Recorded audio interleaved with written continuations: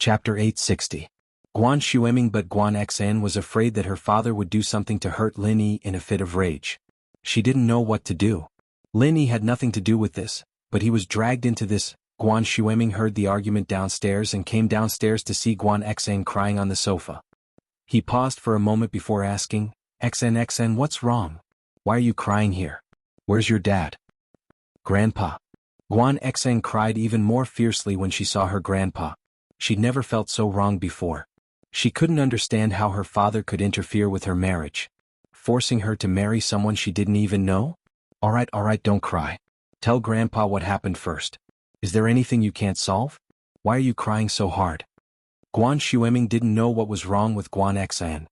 He sat on the sofa and patted his granddaughter's shoulder. Grandpa, my dad said that he'd arranged for me to marry someone I've never met before. Guan Xan told her grandpa what had happened. Nonsense.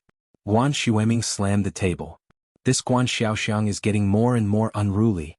How can he just decide something like this? Don't worry, Xan, Grandpa will help you. Without me, no one will be able to do anything. I'll call your dad right now. Guan Xueming was furious as well. He was an upright man, but he wasn't one to be inflexible. So when he heard that Guan Xiaoxiang was going to arrange for Guan Xan's marriage, he was furious. Plus, his grandson-in-law was Lin Yi, so he couldn't just let Guan Xiaoxiang marry Guan Xan off. You little bastard, what did you say to Xan? You made my precious granddaughter cry? What's wrong with you, kid? Arranged marriage? I'm telling you, you'd better cancel this engagement as soon as possible. Don't even think about it. Guan Xueming dialed the number and started scolding him. Guan Xiaoxiang froze. His dad hadn't yelled at him like this ever since they'd gotten into a conflict over him starting a company. This made him feel like he had done something wrong when he was young and was scolded by his father. He didn't dare to disobey his father, however, he really couldn't make the decision for the matter that his father mentioned. This was the marriage agreement that he and his wife had made with that nobleman. How could he unilaterally renege on it? Thinking about how much that person had done for him in the past, how great of a favor was that person? If it weren't for his investment and connections, how could he have achieved the results he had today? Can I get the approval of my future father-in-law? He was not an ungrateful person, so for a moment, Guan Xiaoxiang was in a dilemma. Guan Xiaoxiang had been in a cold war with his father for so many years, and he knew that the fact that his father was angry at him for Guan Xan's sake meant that their relationship had improved. If he compromised, then the relationship between father and son would definitely become better. However, could he compromise? It was impossible for him to break his promise with that person. Unless that person broke the contract, Guan Xiaoxiang would never do such an ungrateful thing. Thinking of this, Guan Xiaoxiang could only smile bitterly. He couldn't be loyal and righteous at the same time. What could he do? He didn't want to use this opportunity to ease his relationship with his father to anger him again, but he also couldn't break the marriage agreement. Dad, I can listen to you on other things, but this, I really can't change it. This was an agreement I made with that nobleman, and you know him. Guan Xiaoxiang sighed. How can I break the marriage agreement? But have you ever thought about Xan's happiness? If that's the case, then when that person comes, let him come to me. Just say that I broke the marriage agreement. Guan Xueming was so angry that he laughed. He helped you before, and I even helped his wife cure her leg. If he doesn't want to, then he can come to me. If you let Xan get married again, then I'll make sure that she and you are no longer father and son. I'll make her have a cold war with you just like how you and I did back then. With that, Guan Xueming hung up the phone with a pause sound, ignoring Guan Xiaoxiang's words. Holding the phone, Guan Xiaoxiang didn't know whether to laugh or cry. He didn't know what to say. His father actually used what he did back then to threaten him.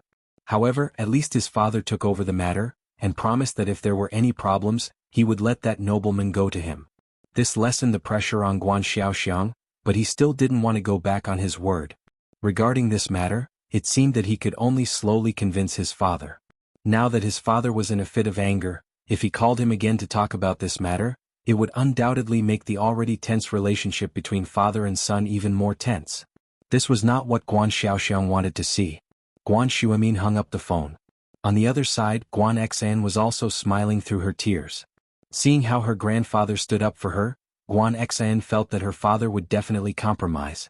Yes, if it really didn't work, then she would be like her grandfather, like her father did when he was young, and have a cold war with him. Let's see what he could do to her. If she didn't marry, even if he beat her to death, it would be useless. Xian, are you happy now?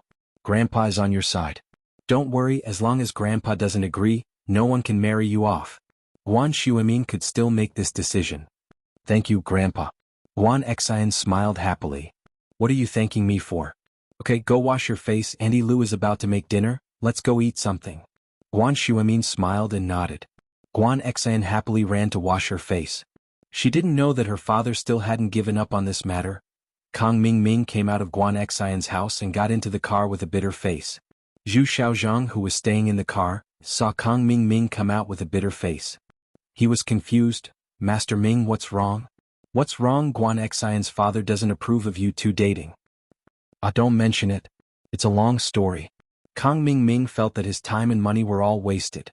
The worst part was that he broke his leg and gave Xiaofan hundreds of thousands for nothing. What a big loss. Let me say it. Wang Shubin looked at Zhu Xiaozhang and explained, Guan Xian is already engaged to a husband. It was a marriage agreement made when she was young. This can't be changed, so Guan Xiaoxiang definitely won't let Master Ming and Guan Xian see each other. With the marriage agreement, Guan Xian can't be friends with Master Ming. For the sake of her future reputation, she can't do anything that will damage her reputation. So Guan Xiaoxiang has no chance with Guan Xian. Chapter 861. Meeting at the school gate. Of course it's all wasted. Kang Mingming waved his hand in annoyance. It's fine if it's wasted, but the problem is I can't get Guan Xian and I can't get the formula. My family is really pressuring me and my plan has failed. Kang Mingming was very worried that his position in the Kang family would be lost. Even if he told his family the truth, they might not blame him. After all, it wasn't that he didn't work hard, it was that he couldn't achieve it no matter how hard he tried. Guan Xian was already engaged to someone else. Even if Kang Mingming was the reincarnation of Panin, she wouldn't be able to break the engagement and get together with him, right? But what Kang Mingming was afraid of was that even though he wasn't the one responsible for this, he was still responsible for the fact that he didn't investigate thoroughly. If he had found out that Guan Xian was engaged, then he wouldn't need to spend so much effort to pursue her. Wasn't this a waste of time? As Kang Mingming's underling, Wang Shubin was also very worried. They were bound together for good or for ill. He understood that without the skin, where would the hair attach? If Kang Mingming's position in the Kang family was gone, and his prestige was gone, how could his two underlings have a good life? So it was Wang Shubin's job to solve Kang Mingming's problems. When he heard Guan Xiaoxiang reject Kang Mingming, he started to think about the next step. Master Ming, since this path is not working, then we won't go. Won't go? How am I going to explain this to my family? I said that I could definitely get Guan Xian. Kang Mingming said angrily, but who knew she was engaged? I can't explain this to my family, doesn't that make me look useless? Of course not. Wang Shubin waved his hand. Master Ming, if you look at it from another angle, then it'll be much easier. Actually, pursuing Guan Xian wasn't your main goal. Your main goal was to get the formula. If you hadn't pursued Guan Xian and gotten the formula, wouldn't you have completed your mission as well? I think Dr. Kang cares about the prescription, not Guan Xian. That's right. But if I don't get Guan Xian, where am I going to get the prescription? Kang Mingming thought that Wang Shubing's words made sense, but he couldn't figure it out. There are many ways to get the recipe. Steal, rob, threaten, etc. We don't have to start with Guan Xian. We can still get it from other people in Miracle Dr. Guan's company. Wang Shubing said, I heard that your brother, Kang Xiaobo, is also the vice president of Miracle Dr. Guan's medical company. Yeah, I get angry when I talk about this. Kang Xiaobo actually became a vice president. He's even more powerful than me. I'm so mad. He's just a relative of the Kang family, but he's doing better than me. Kang Mingming thought of Kang Xiaobo and felt angry. The news of Kang Xiaobo becoming the vice president of Miracle Dr. Guan's medical company wasn't a secret. Miracle Dr. Guan's medical company had already announced it to the media. Master Ming, as the saying goes, when there's a war, blood brothers go to war. Wang Shubin said, think about it. You and Kang Xiaobo are cousins. Although he's the vice president of Miracle Dr. Guan's medical company, I don't think he's earning much money, right? I think you can go find Kang Xiaobo. After all, he's a member of the Kang family. You can reason with him, move his emotions and promise him a lot of money. It shouldn't be hard to get the prescription from him. Kang Xiaobo knows the prescription of the pill of life extension and toxin cleansing? That's impossible. Although he's the vice president, this prescription should only be known by Guan Shuimin and Fatty Lai, right? Kang Mingming wasn't stupid. He shook his head and said, Master Ming, your priority right now isn't to find the prescription of the pill of life extension and toxin cleansing. That can wait. Did you forget about the new mission that Kang Xiaolong gave you? He wants you to get the prescription of Miracle Dr. Guan's injury medicine and the source of the raw materials. Wang Shubin said, as long as you find these two things, it'll be a great achievement. As for the prescription of the pill of life extension and toxin cleansing, we'll think about it slowly. Oh, that's true.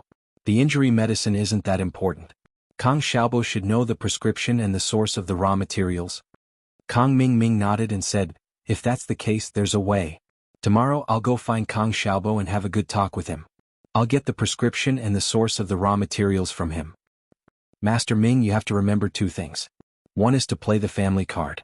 You have to let Kang Xiaobo know that the rise and fall of House Kang is the responsibility of every member of House Kang. You can give him some benefits. For example, after you take control of House Kang, give him some shares of Dr. Kang's medical company. Anyway, this is all nonsense. You don't know when you'll be able to take control of House Kang. Wang Shubin said, other than that, you have to give him some benefits that he can see right now. Didn't you give Xiaofan a sum of money before? You can say that you did it because of Kang Ming. This time you have to give Kang Ming some more money. Otherwise, he won't cooperate if he can't see the benefits. Yes, what you said makes sense. Kang Ming nodded, I got it. Shubin, you really are the brains. I thought there was no other way and I was going to go home with my tail between my legs. I didn't expect you to have so many ideas. Hee, it's my responsibility to come up with ideas for Master Ming. Wang Shubin smiled proudly. The next afternoon, Kang Ming carried a black leather suitcase with 300,000 yuan and went to visit Kang Xiaobo. Kang Xiaobo would go to Dr. Kang's medical company every afternoon. He had already told his homeroom teacher, Teacher Lu. Seeing that Kang Xiaobo had such a good future, Teacher Lu naturally wouldn't stop him. What was the purpose of going to university? Wasn't it to learn some skills and get a diploma to find a good job? Now that Kang Xiaobo had passed the step and found a good job, the homeroom teacher, Teacher Lu naturally wouldn't say anything. Kang Ming already knew Kang Xiaobo's daily schedule. When Kang Xiaobo left school at noon, Kang Ming stuck his head out of the Porsche Cayenne's rear window. Bro. Here. At first, Kang Xiaobo didn't think the voice was calling him. Although it was familiar who would come to his school and call him bro. So he didn't pay attention. However, the voice called again, Xiaobo here. Chapter 862. The omnipresent Lini Kang Ming. What's the matter? But even so, Kang Xiaobo wasn't afraid of Kang Ming. The two of them had already fallen out on the day of the banquet. There was nothing to worry about anymore. Kang Xiaobo called Kang Ming by his name. Hey little brother, why are you still so distant from me, your cousin? You still call me Kang Ming, you should call me second cousin. Kang Ming said with a smile. Kang Xiaobo was stunned after hearing Kang Ming's words. What did Kang Ming mean? Did he get kicked in the head by a donkey? Bro, what are you waiting for?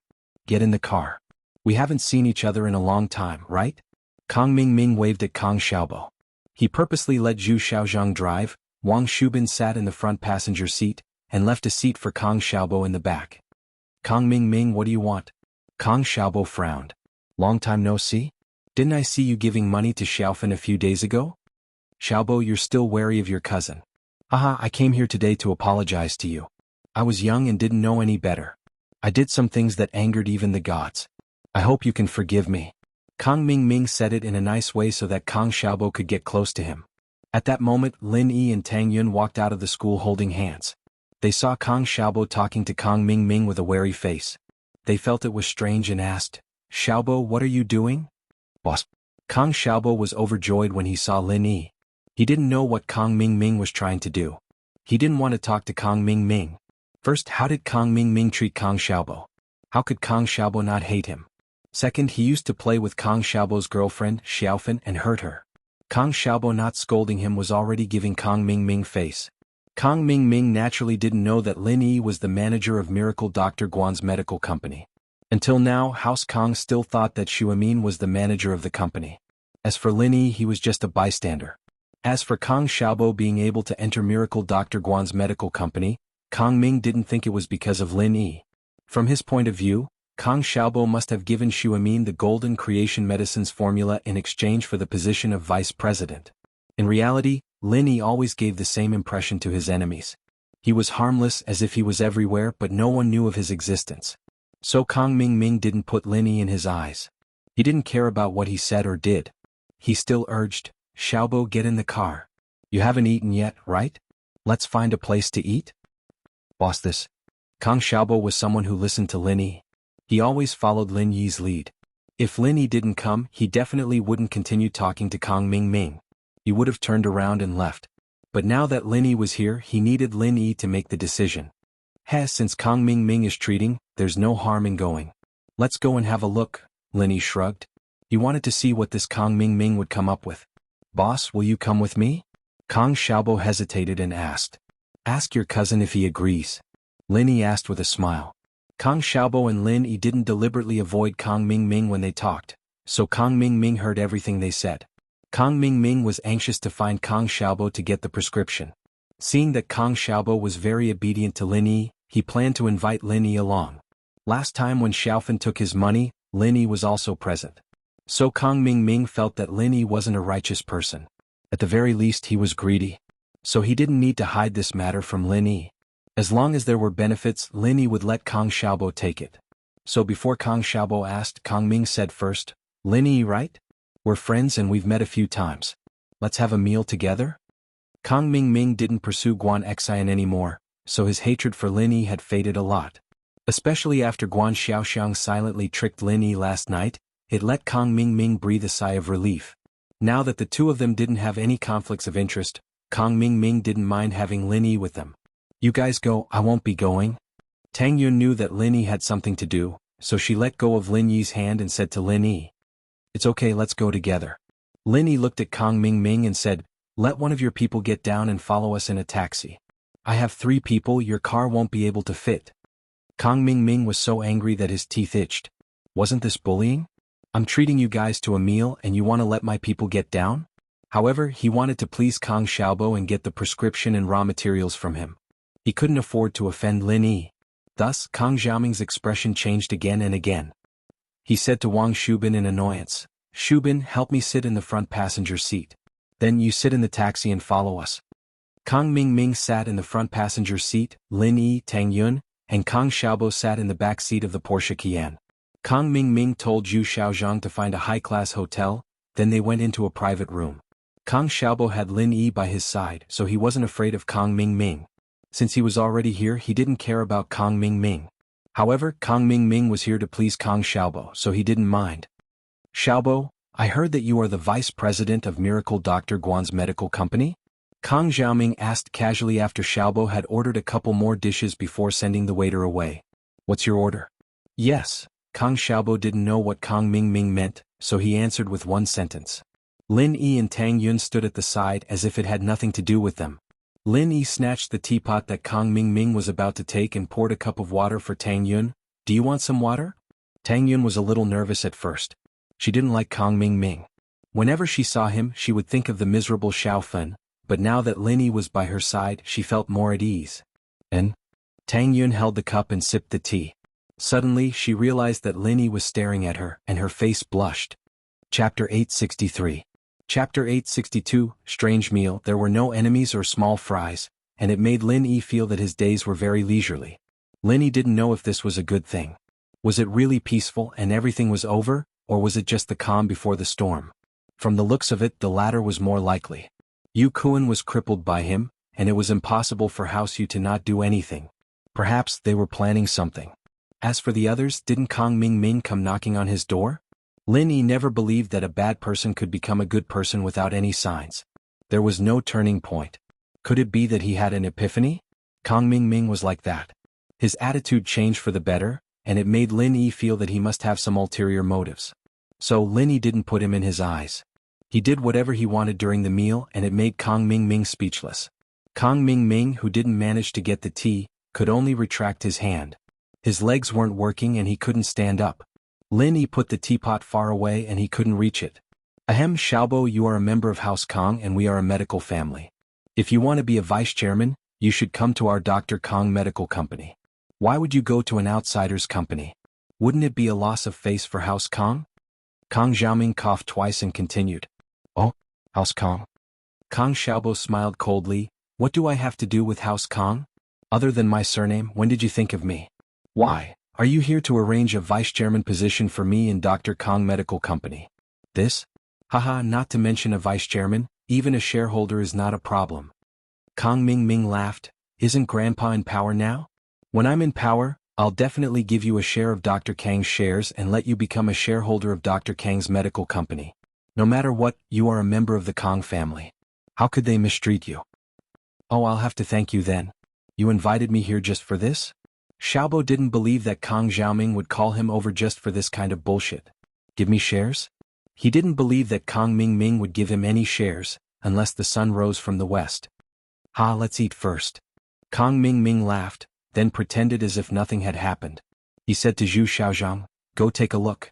Why aren't the dishes being served yet? As they were talking, the waiter knocked on the door and came in with the dishes. Soon, the dishes were placed on the table. The speed here was quite good. Lin Yi didn't care about Kong Ming Ming, Zhu Xiaozhang and Wang Shubing at all.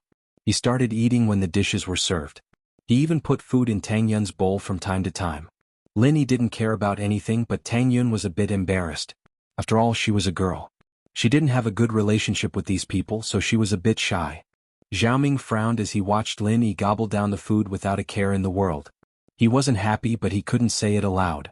He was hoping that Lin Yi would be able to talk Xiaobo out of it, so he held it in for now. Xiaobo, I heard that the main product of Miracle Dr. Guan's medical company is also a golden creation? Is it similar to our Dr. Kang's golden creation? Kong Ming Ming pretended as if nothing had happened and asked casually. Yes, Miracle Dr. Guan's injury medicine. Kong Xiaobo didn't know what Kong Ming Ming wanted to do, so he didn't say much. He answered whatever he asked. It wasn't a secret anyway, so there was no need to hide it. Oh, in terms of effect, it is similar to Dr. Kang's golden creation? Kong Ming Ming continued to ask. It should be, Kong Xiaobo said. Hee, if that's the case, I wonder where Miracle Dr. Guan's medicine company got their prescription from. Do you know? Kong Xiaoming finally revealed his purpose step by step. Kong Xiaobo wasn't stupid. After hearing Kong Ming Ming's words, he was a little angry. Kong Ming Ming was obviously hinting that Miracle Dr. Guan's injury medicine came from Kong Xiaobo. In an instant, Kong Xiaobo understood. Kong Ming's purpose of inviting him to dinner was probably to find out if he was the one who gave out Miracle Dr. Guan's injury medicine. But not only him, even his grandfather hadn't seen the injury medicine. How could he give it to someone else? So, Kong Xiaobo said coldly, how would I know? Aha, if you don't know then you don't know. Don't be angry. Kong Ming Ming saw that Kong Xiaobo was angry and quickly tried to calm him down. Why should I be angry? Kong Xiaobo said indifferently. He looked at Lin Yi to see what he had to say. But when he saw that Lin Yi was still eating happily, Kong Xiaobo felt relieved. Forget it, Xiaobo. Since we are all from the Kong family, let's not beat around the bush. Brother, can you get me a Miracle Dr. Guan's injury medicine? Kong Ming Ming saw that Kong Xiaobo wasn't cooperating. His sweet words didn't have any effect on him. He was anxious and decided to say his purpose directly. Miracle Dr. Guan's injury medicine? What do you want it for? Kong Xiaobo was stunned. Don't you have Dr. Kang's golden creation medicine? Haha, just for reference. The more the better. Kong Ming Ming smiled. How about it? As the vice president of Miracle Dr. Guan's medical company, you should be able to get this medicine, right? Of course, although we are all from the Kong family, as the saying goes, blood brothers should be fair. I won't let you do it for free, Zubin. At this time, Wang Shubing took out a black leather suitcase and placed it on the table. Then he opened it. It was a suitcase full of cash. It was dazzling. The reason why Kong Ming Ming didn't use a card but cash was because the visual impact of cash was far greater than a bank card. He wanted Kong Xiaobo to accept this suitcase of cash under the impulse of desire. What do you mean? Kong Xiaobo frowned. It would be a lie to say that he wasn't tempted by a suitcase of cash in front of him. But Kong Xiaobo was a man of principle. He wouldn't betray the company for a suitcase of cash. Not to mention Lin Yi was sitting next to him. Even if Lin Yi wasn't here, he wouldn't accept the money. So he thought that Kong Ming Ming used the wrong method. Chapter 864. Another scam. Kong Xiaobo was about to refuse, but Lin Yi spoke first. 300,000 Xiaobo, take it. Since it's your cousin's goodwill, there's no reason for you to refuse. Lin Yi stood up and took the money box in front of Kong Ming Ming. Kong Ming Ming was overjoyed. This Lin Yi wasn't that annoying after all. He didn't come here to eat and drink for free. He was very useful at the crucial moment. He's greedy, but that's good. I like greedy people. With Lin Yi by Kang Xiaobo's side, things will be much smoother. Yeah, the Lin brothers are right. There's no reason to refuse such a large sum of money. Kang Ming agreed with a smile. He didn't say the last part of the sentence, which was that he was taking someone's money to get rid of a disaster for them. Kang Xiaobo was stunned by Lin Yi's action. Why was Lin Yi asking him to take the money? Wasn't that the same as giving the prescription to Kang Ming? He looked at Lin Yi with uncertainty. He wanted to ask what was going on, but he was afraid that Lin Yi's plan would be ruined by him. Xiaobo, isn't it just a prescription? As the vice president of the company, you should have access to these core secrets. Why don't you just give the prescription to your cousin? Lin Yi gave Kang Xiaobo a look and continued, as for the source of the raw materials, I'm afraid it's not that easy to find out. But try your best. Yeah. Let's get the prescription first. Kang Ming didn't insist. As long as he got something first, he would have the evidence of Kang Xiaobo accepting bribes. Then he could get any information he wanted. The prescription, of course. Lin Yi patted his chest and promised, right, Xiaobo? Yes. Kang Xiaobo saw that Lin Yi had already agreed. How could he refuse? Although he didn't know what Lin Yi wanted, he could only cooperate with Lin Yi. Kang Ming didn't expect to achieve his goal so easily. He was elated. During dinner he didn't talk much with Kang Xiaobo. He agreed that if Kang Xiaobo succeeded, he would call him directly. Kang Ming and the others left the restaurant. Kang Xiaobo, who was carrying a box of money, was still confused. Boss, what's the meaning of this? They want the prescription. Do we give it to them? Of course we have to. Otherwise they would have wasted 300,000, Lin Yi smiled. But you don't have to steal it. I'll write one for you. As he spoke, Lin Yi took out the flyer he got from the restaurant and wrote a prescription for Kang Xiaobo in the blank space. I'll give it to you. Just call Kang Ming when the time comes. This is the real prescription? Kang Xiaobo was in disbelief. He knew a little about Miracle Dr. Guan's injury medicine. He heard that the prescription was different from Dr. Kang's. Not only did it lower the cost, but it was also more effective than Dr. Kang's. Lin Yi gave the prescription to Kang Ming. Didn't that mean he was giving away the benefits to others? Of course it's the real prescription. Lin Yi nodded, but he smiled. But this prescription is Dr. Kang's golden creation medicine. Didn't he suspect that you know their prescription? That's perfect. We'll just use this prescription to fool them. Dr. Kang's golden creation medicine prescription? Boss, how do you have it? Kang Xiaobo was shocked. I've seen Dr. Kang's golden creation medicine before. It should be this old prescription, but a lot of the ingredients are expensive. The cost is too high, so I changed some of them. Not only did I save on the cost, but the effect was also stronger. Lin Yi shrugged. Now we're just returning the old prescription to them. They already have a prescription for 300,000. Isn't that worth it? That's a good deal. Kang Xiaobo finally understood Lin Yi's intention. Boss, you're the best. You just casually scammed another 300,000 from Kang Ming. That's so satisfying. Kang Xiaobo hated Kang Ming. It wasn't just a day. If it wasn't for Lin Yi, he wouldn't have sat at the same table with Kang Ming. He had been wondering why Lin Yi did this. Now he knew that Kang Ming was scammed by Lin Yi again. I wasn't planning on screwing him over, I just wanted to see what he was up to. Lin Yi smiled bitterly. But since he's giving us 300,000, there's no reason for us to reject it. That's true. I was scared to death. I thought he sold the prescription for 300,000. My heart almost exploded. Kang Xiaobo let out a sigh of relief. Boss, I'll give you the money. I'm going to the slums to pick up Xiaofan and bring her to the company. Recently, Kang Xiaobo went to the company to learn from Fatty Lai and Fatty Lai's friends. Although Kang Xiaobo had learned a lot of theoretical knowledge, it was just an armchair strategist without any practical application. So, Kang Xiaobo treasured this internship opportunity. Xiaofan was the same, but her legs weren't very convenient. So, she naturally walked with Kang Xiaobo every day. Xiaofan's house was demolished. Her mother rented a house near the new house. Once the house was renovated, she could move in. Take this money. Get a driver's license and buy a car. Otherwise, it'll be inconvenient for you to take care of Xiaofan every day. Use the rest of the money to buy some home appliances for Xiaofan. 300,000 was nothing to Lin Yi. Naturally, he wouldn't carry a suitcase of money back to school. How can I do that? Kang Xiaobo was shocked. He never thought that the money would be given to him. Although Lin Yi worked under him, Kang Xiaobo knew his own limits. He didn't think about the money. So when he left, he proposed to return the money to Lin Yi. He just didn't expect Lin Yi to give the money to him. There's nothing wrong with it. Just take it. Lin Yi patted Kang Xiaobo's shoulder and waved his hand. Lin Yi was a person who could distinguish between kindness and hatred. He was good to his friends and bad to his enemies. Even if his enemies didn't provoke him, Lin Yi would beat them up whenever he had the chance. For example, just now, Kang Mingming lost 300,000 for no reason. Although Kang Xiaobo didn't help Lin Yi much, Lin Yi didn't care. When Zhong Pingliang came to his door, Kang Xiaobo's sacrifice was enough to make Lin Yi look at him in a different light. Friendship wasn't about taking things from each other.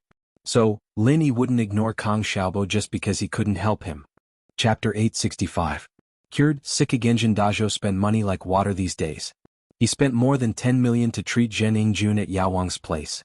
Although his crooked mouth, lame feet, and the diseases that were transferred to his hands and ears were also cured, Zhen Yingjun's body had other diseases. Impotence. After Zhen Yingjun's hands and ears were healed, Zhen Dajo brought him to a massage center to celebrate his recovery.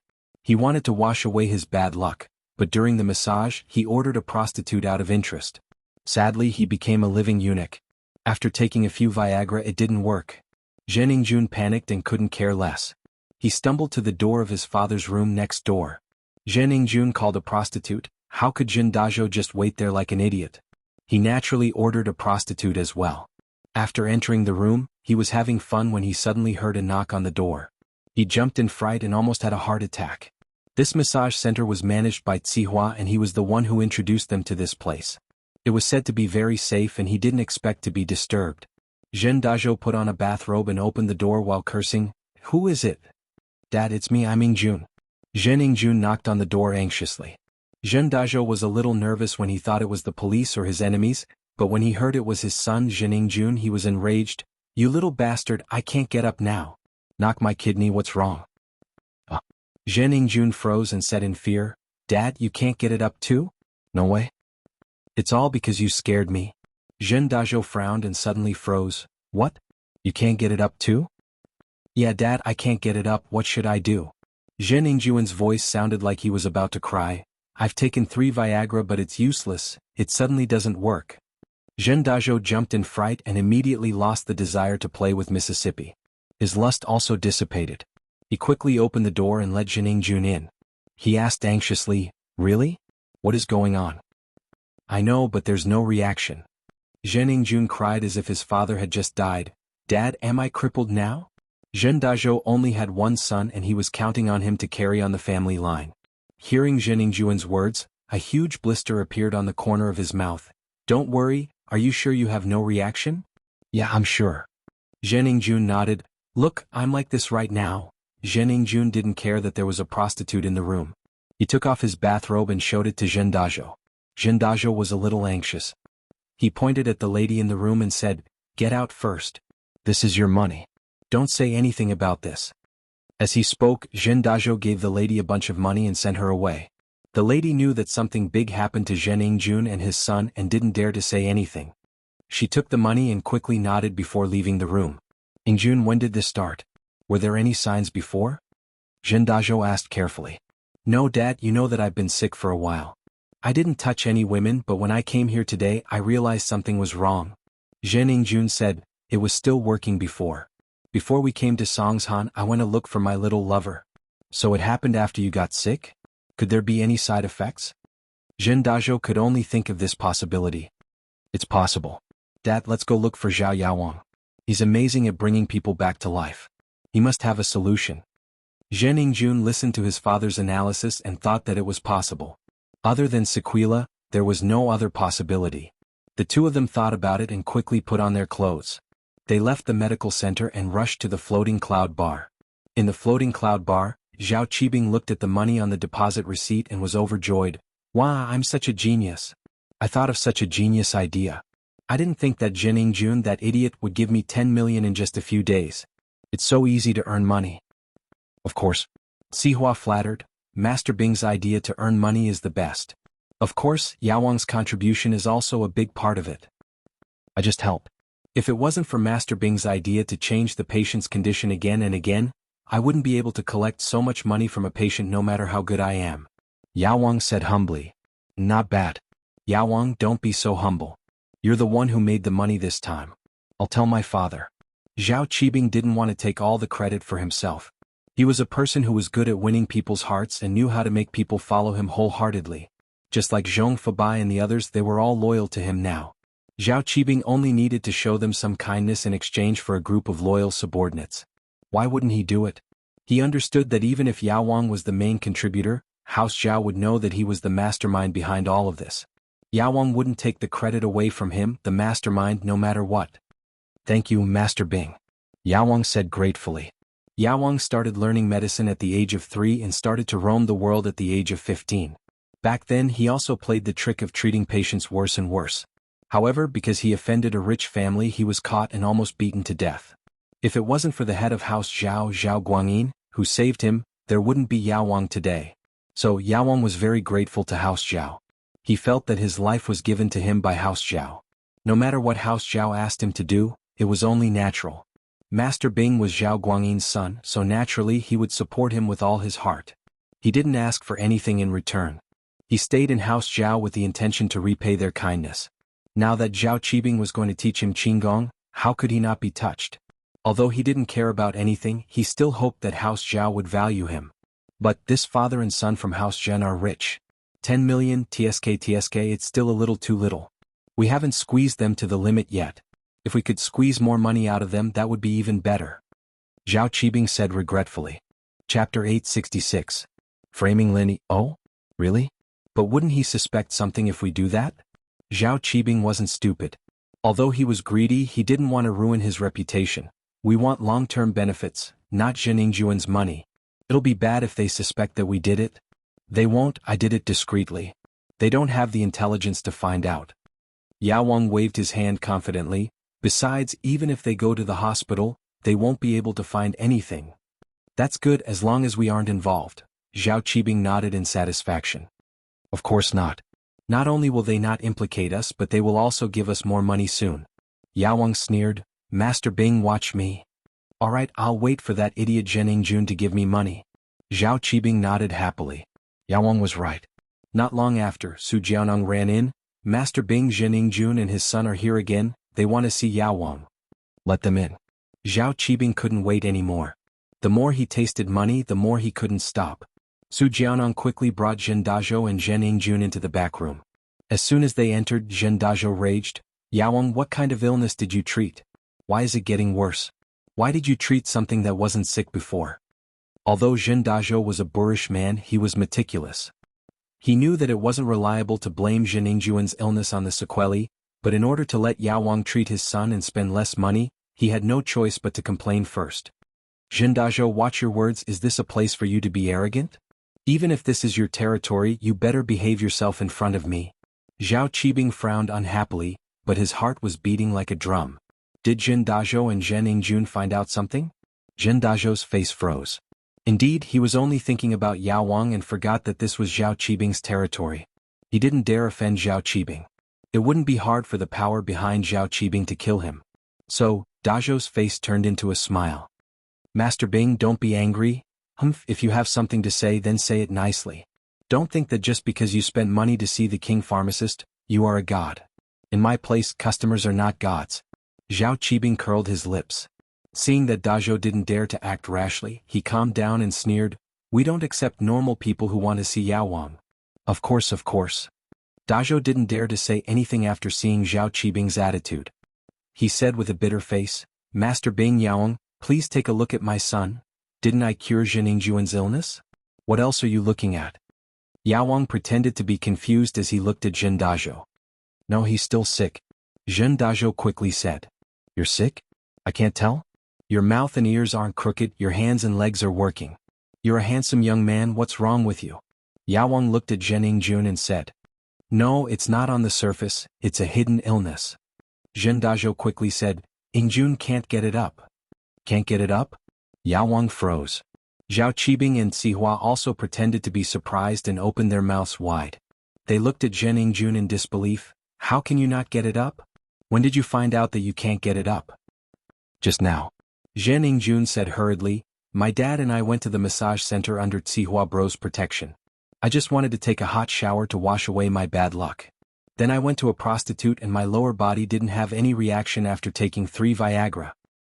Did you have this illness before? Yao Wang frowned and asked. No, I wouldn't be a prostitute if I had this illness. Zhenning quickly shook his head. I can't offend Lin Yi for those two girls. If you're not sick, why did you take Viagra? Why did you take so many? Yao Wang sneered in his heart. You weren't sick before, but your kidneys are weak. Yao Wang had already checked it before. Zhenning was embarrassed and laughed dryly. I just don't have much stamina. Yao Wang nodded and looked at Zhenning carefully. All right, give me your hand, I'll check your pulse. Yes. Zhenning quickly gave his hand to Yao Wang and Yao Wang pretended to check his pulse. In fact, Zhenning illness was caused by him and he didn't need to check his pulse at all. He was just pretending for the Zhen father and son. After a while, Yao Wang's brows slowly locked together. He didn't say anything and only closed his eyes in silence. Did he have a serious illness that scared the Zhen father and son? Zhen Dazhou was counting on Zhenning to carry on the family line. Now that he was disabled, what would he do in the future? Wouldn't he die without descendants? Zhenning, on the other hand, didn't think so far ahead, but he was also scared. After all, he couldn't play with women anymore and his life would lose a lot of fun. You're not sick. After a while, Yao Wang spat out these 3 words. Not sick? Zhen Dazhou and Zhenning widened their eyes and looked at Yao Wang in disbelief. Zhenning screamed, How can I not be sick? That's the truth. Yao Wang, if you don't believe me, I'll take off my pants for you to see. There's no need for that. Yao Wang waved his hand. I said you're not sick because you're not sick, but you said you're impotent. This is real. What do you mean? Zhenning was confused. You're impotent. This isn't an illness, someone did something to you. Yao Wang sighed and looked at Zhenning sympathetically. I didn't expect Lin Yi to be so evil. Not only did he make you sick on the surface, but he also made you a cripple in the dark. He's so evil. Lin Yi again? Zhenning was furious when he heard that it was also Lin Yi's fault. Dad, this Lin Yi is too evil, I want to kill him. Dazhou was infuriated as well. He didn't think that Lin Yi would be this evil, leaving his son with such an illness. Ingjun, don't worry, I'll avenge you. Dazhou was furious as well. He didn't expect Lin Yi to be this evil. Chapter 867. The price was a little low. Zhao Qibing and Lin Yi had a grudge against each other. If he could transfer the grudge to Zhen Dazhou and Zhenning and let them deal with Lin Yi, why not? Yao Wang felt that this was killing 2 birds with 1 stone. Master Bing would praise him again. Of course, we have to treat him first. Zhenning quickly said, Yao Wang, can my illness be treated? Yes, but it's difficult. The king of medicine sighed. To me, the king of medicine, there is naturally no illness that cannot be cured, but the degree of difficulty is different. Previously, when I was treating you, I already wasted a lot of qi. Now your illness is not small and it also needs to use qi. Yao Wang, don't worry, I won't shortchange your medical fees. Just tell me how much you need. Zhen Dazhou quickly said when he heard that his son could be saved. You have to ask Master Bing about this. If I use all my qi on you, then if other patients come, I won't be able to save them. At that time, the loss won't be just a little. Yao Wang said with some difficulty, how about this? I'll treat Ingjun after I recover my pure energy, how about that? That way the medical fees will be cheaper. How long do I have to wait? Zhen Dazhou didn't have much money left. He came to Songshan with 50 million to invest in the gambling boat, but before he even invested, he had to spend more than 10 million to treat his son's illness. From Yao Wang's tone, it seemed like treating his son's illness would cost a lot more than before. He hesitated. If he could wait for a while, why not wait if it was cheaper? 3 to 5 years, Yao Wang said indifferently. Huh? Zhenning and Zhen Dazhou froze and looked at each other. 3 to 5 years? Zhen Dazhou thought that he would only have to wait for a few days, at most a month. Who knew that it would be 3 to 5 years? Wasn't that too long? Zhenning couldn't wait any longer. If something went wrong or he couldn't find Yao Wang, wouldn't he be a eunuch for the rest of his life? Thinking of this, Zhenning couldn't help but look at Zhen Dazhou for help. Zhen Dazhou also thought of this, how could he wait? If he waited any longer and something went wrong, then his Zhen family would have no descendants. Zhen Dazhou gritted his teeth and asked, Master Bing, the consultation fee is not a problem. As long as we can cure Ingjuan's illness, money is not a problem. This. Master Bing hesitated and said awkwardly, Sai, it's not that I don't want to treat you, but life has a price and qi is priceless. Zhen Dazhou only wanted to curse after hearing Master Bing's words. What kind of theory was this? Life was priceless and qi was priceless. However, Zhen Dazhou couldn't get angry. He could only hold back his anger and said, It's okay. Just say it. At least 30 million. Qibing said faintly. Huh. Zhen Dazhou was dumbfounded when he heard the price. Although he expected the price to be high, he didn't expect it to be this high. 30 million. That was earned by Donghai bit by bit and it was gone just like that? Master Bing, the price. Yao Wang heard the price and was in a difficult position. Zhen Dazhou was overjoyed when he heard Yao Wang's words. It seemed that Yao Wang also felt that the price was a bit high and wanted to help him. Yao Wang was such a good person. Thus he hurriedly echoed, yes, this price is really a bit low. Yao Wang followed, my qi is priceless. Zhen Dazhou almost vomited blood when he heard Yao Wang's words. So Yao Wang thought that the price was too low, not too high? Yet he had foolishly agreed with them. He was truly foolish to the extreme. Zhen Dazhou, you think so too? It seems like I'm really a kind person, asking for such a low price. Zhao Qibing shook his head in self-mockery. If that's the case, you can add more? That?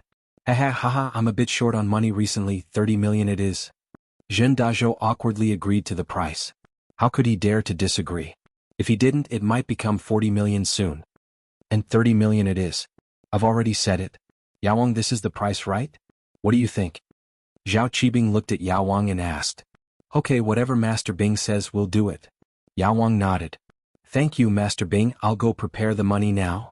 Zhen Dazhou said, Yingjun and I will leave first, we'll come back when we have the money. Dad, why don't you prepare the money and I'll stay here for treatment? Zhen Yingjun didn't understand why his father wanted him to leave with him. How can we do that?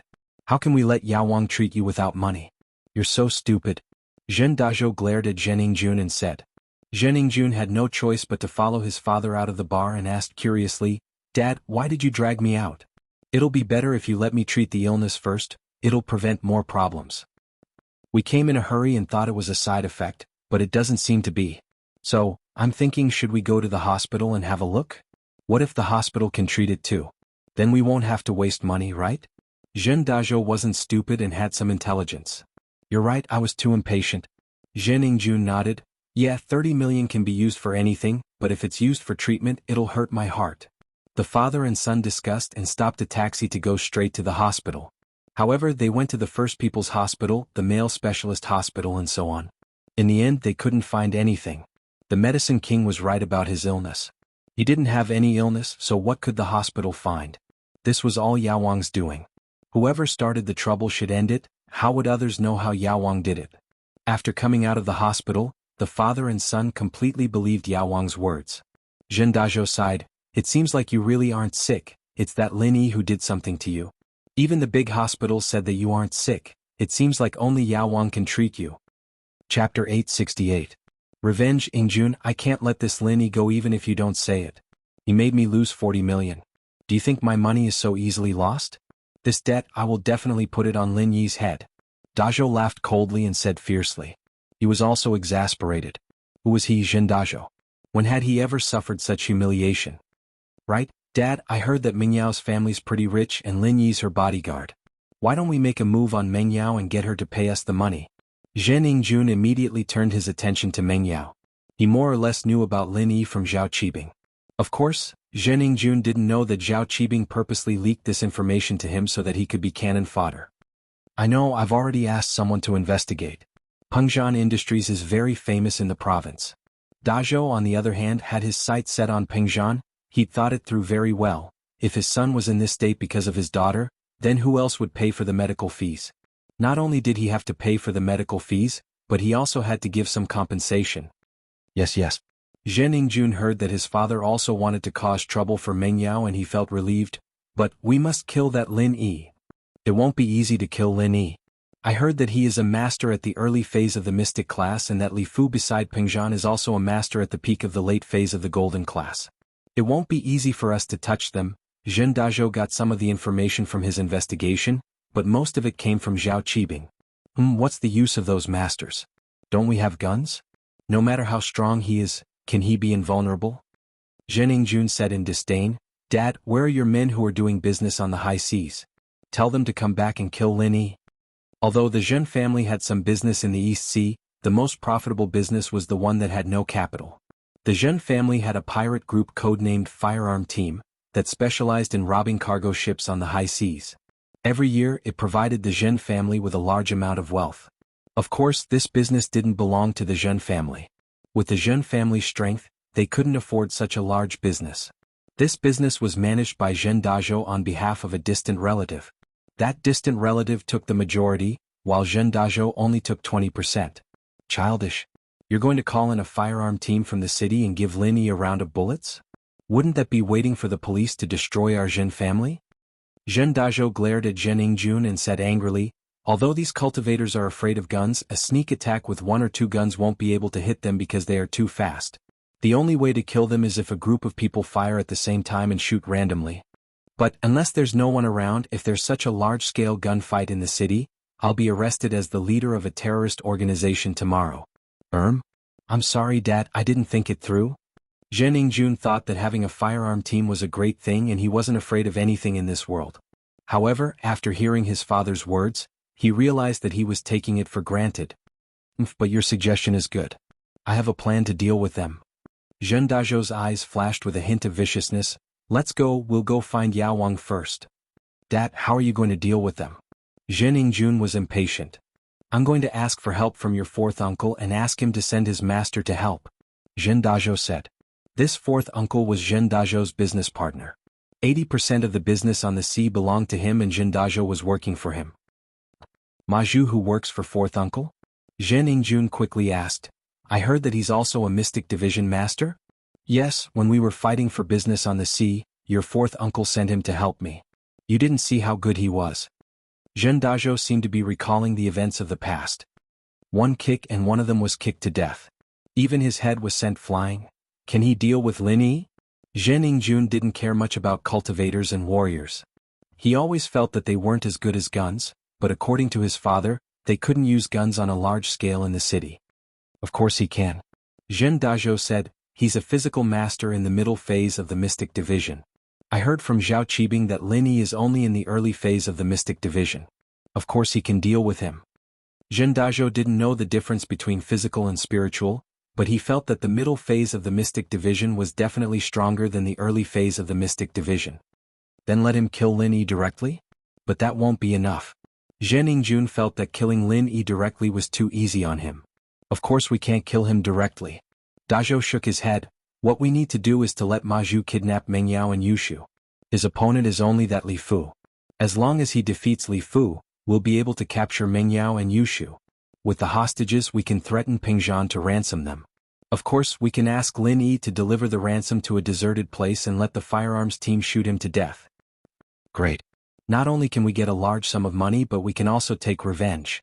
Zhen Yingjun's eyes lit up after hearing his father's words. All right, it's settled then, but I have to be cured first. Meng Yao and Yushu, I will definitely kill these 2 girls. Ah. Zhen Dazhou laughed along with his son. A revenge plan was formed just like that. In the floating cloud bar, Zhao Qibing said unhappily, what is Zhen Dazhou doing with Zhen Yingjun? He doesn't want to be cured? Why aren't they back yet? No, I think Zhen Dazhou wants to take Zhen Yingjun to the hospital to confirm if he's sick or not. Yao Wang saw through Zhen Dazhou's intention. Would the hospital be able to tell? Qibing paused and asked. Master Bing, don't you trust me, Yao Wang? Don't worry, they'll be back soon. Yao Wang said, Master Bing, you'll definitely earn this money. Ha, then I'm relieved. Zhao Qibing nodded, that's fast but there aren't many fat sheep like them. Otherwise, I wouldn't be able to make money from real estate. Chapter 869. A good plan. Of course we have Lin Yi to take the blame for us. What's there to be afraid of? Zhao Qibing waved his hand. But this time, we have to get a hidden illness that's hard to notice. It's best to let him notice it after a while. You're right. I understand, Master Bing, don't worry. Yao Wang nodded. I'll get him a disease that affects his eyesight and make his eyes blurry until he can't see anything. Of course this will take around a year. Okay, let's do that. 1 year later, when House Zhen has earned enough money, they'll send it to us. Wow. Zhao Qibing laughed excitedly. Just as Yao Wang predicted, Zhen Dazhou brought Zhen Yingjun back. They couldn't find anything wrong with their son in the hospital, so they could only come back to Zhao Qibing to be cheated. Master Bing, I've finally collected the money. When can we start the treatment? Zhen Dazhou said with a smile. He was now sure that only the king pharmacist could cure his son's illness. Actually, we could have started just now. You're our old customer, you don't have to pay first. Zhao Qibing said sarcastically. I was just thinking about it. Let's get the money together first. Zhen Dazhou didn't know if Zhao Qibing guessed the reason why he left and felt a little awkward. Shall we start now? Yao Wang nodded. Okay, let's start then. Follow Li Cihua to complete the transfer. I'll start treating your son now. Zhen Dazhou followed Cihua to complete the transfer while Yao Wang pretended to treat Zhen Yingjun. He held the silver needles in his left hand and pressed on Zhen Yingjun's pulse with his right hand. He transferred traces of pure energy into Zhen Yingjun's body, making Zhen Yingjun feel as if his entire body was heating up. The silver needles instantly covered Zhen Yingjun's body, turning him into a porcupine. However, Zhen Yingjun believed in Yao Wang's medical skills and wasn't afraid. In fact, Yao Wang only inserted one needle in the right spot, the other needles were just for show and didn't pierce into the acupoints at all. The last one was to destroy his vision. But Zhen Yingjun didn't know about it and thought that it was some kind of magic. The Medicine King used his true qi to heat up his body, so he was sweating profusely. In the eyes of others, it looked like he had overexerted himself and was exhausted. Looking at the Medicine King who was sweating profusely, Zhen Dazhou sighed. It seemed that this 30 million was not easy to earn.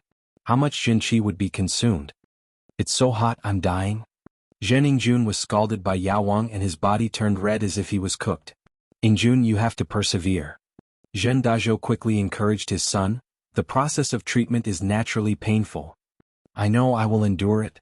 The Teenage Mutant Ninja Turtle is extremely brave. Zhen Yingjun started to mutter some words of encouragement. Zhen Yingjun was tormented for more than an hour and Yao Wang didn't have it easy either.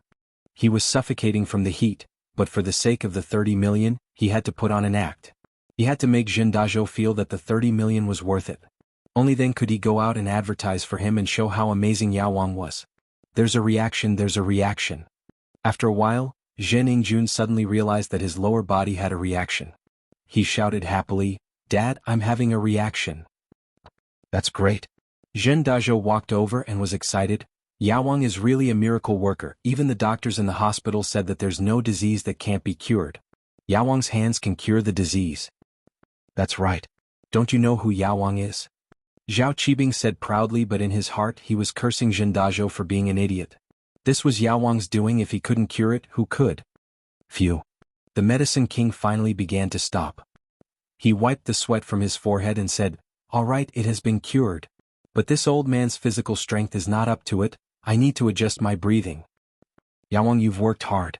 Zhen Dazhou saw how tired Yao Wang was and felt that the 30 million was worth it. Although he had treated Zhen Yingjun's illness many times before, it was never this tiring. It seemed like his son's illness was really hard to cure. Yao Wang waved his hand and didn't say anything.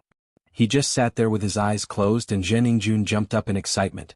Dad, it's really working, it's really cured. That's good, that's good. Zhen Dazhou sighed in relief. Thank you, Master Bing and Yao Wang. You're welcome. I have to congratulate your son for regaining his manhood. Zhao Qibing laughed. But you spent the 30 million in vain. Why do you say that? Zhen Dazhou froze as he didn't expect Zhao Qibing to say that.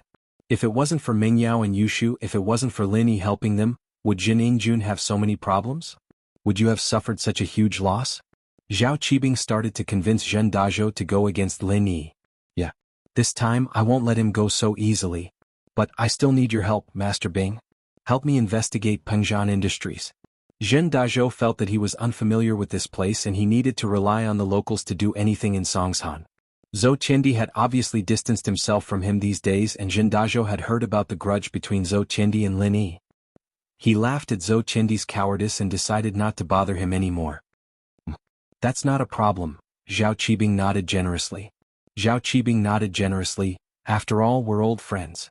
I can help you with this, but how are you going to deal with Lin Yi? If it's convenient, can I give you some advice? Lin Yi and I are old enemies. Zhen Dazhou had heard about the grudge between Zhao Qibing and Lin Yi, so he dared to tell Zhao Qibing about his plan to deal with Lin Yi. The enemy of my enemy is my friend. He believed that Zhao Qibing wouldn't betray him. It's like this I'm preparing to. Zhen Dazhou told Zhao Qibing his plan to deal with Lin Yi. Oh, that's a good plan. Why didn't I think of it before? Zhao Qibing slapped the table and praised Zhen Dazhou's plan. First, kidnap Meng Yao and Yushu with a mystic class mid-phase master, then lure Lin Yi to a place with no one around and shoot randomly. Even if he doesn't die, he'll be heavily injured. Then let the mystic class master kill Lin Yi. Brilliant. Chapter 870. The exact same prescription, What's wrong, Master Bing? You think this plan is feasible too? Dazhou was overjoyed. He didn't expect his plan to be approved by Master Bing. It's doable, very doable. Qibing nodded and looked at Sihua. Sihua, what do you think? It's doable. Sihua nodded in agreement. Whatever information you need, I'll provide it to you. Thank you so much, Sihua bro. Dazhou quickly thanked him. I'll go contact that master first. Wait. Yao spoke again. Yao, is there anything else? Dazhou paused, but since it was Yao who spoke, he didn't dare to be slow. He quickly stopped and turned back. Your illness today reminded me that although your son seems to be fine now, it's hard to say if Linny has done anything else. You have to be careful. If anything goes wrong when you go back, don't be careless. Yao started to give Dazhou a heads up. What? There's more? Dazhou was furious. Isn't this Linny too wicked? There's more. It's just a guess, I can't be sure. After all, I only thought of it after what happened today. Yao sighed. Then Yao, can you check Yingjun again? Dazhou asked carefully. I can't find anything right now. How can I check when there's no illness? I can't check every part of your son's body, can I? If I do that, my pure energy will run out and I'll die. Yao waved his hand and rejected Dazhou's suggestion. I see. Dazhou couldn't force it after hearing Yao words, but his heart felt like it was blocked. He was very unhappy, and his hatred for Lin Yi increased by another level. But don't worry, there's no illness that I, Yao can't cure. If there's any problem, come find me. Yao comforted. That's the only way. Zhen Dazhou had no choice but to leave with his son. After Zhen Dazhou and his son left, Zhao Qibing sighed. What two idiots, I really hope they get lucky and kill Lin Yi again. Let them do whatever they want, we just need to focus on earning our own money. Sihua said. Master Bing, now that we have 40 million in our account, shouldn't we start building the orphanage? Okay. Get ready. Take the king pharmacist to the orphanage and warn them. Tell them to move away or I'll kill them. Qibing said arrogantly. Now that he had a guaranteed way to earn money, he was much more domineering. Master Bing, but I'm not good at fighting, right? Yao listless expression changed to one of high spirits. Don't worry, you just need to show the strength of a mystic class master. I don't think that the Dean, a golden class master, would dare to fight a mystic class master like you directly. Qibing said nonchalantly, you're not going to fight her, you're going to scare her. Don't worry, as long as she's not an idiot, she won't fight you. Okay. Yao relaxed. Master Bing, I'll go take a shower first. I almost died from the heat, I'm sweating all over. 30 million isn't easy to earn.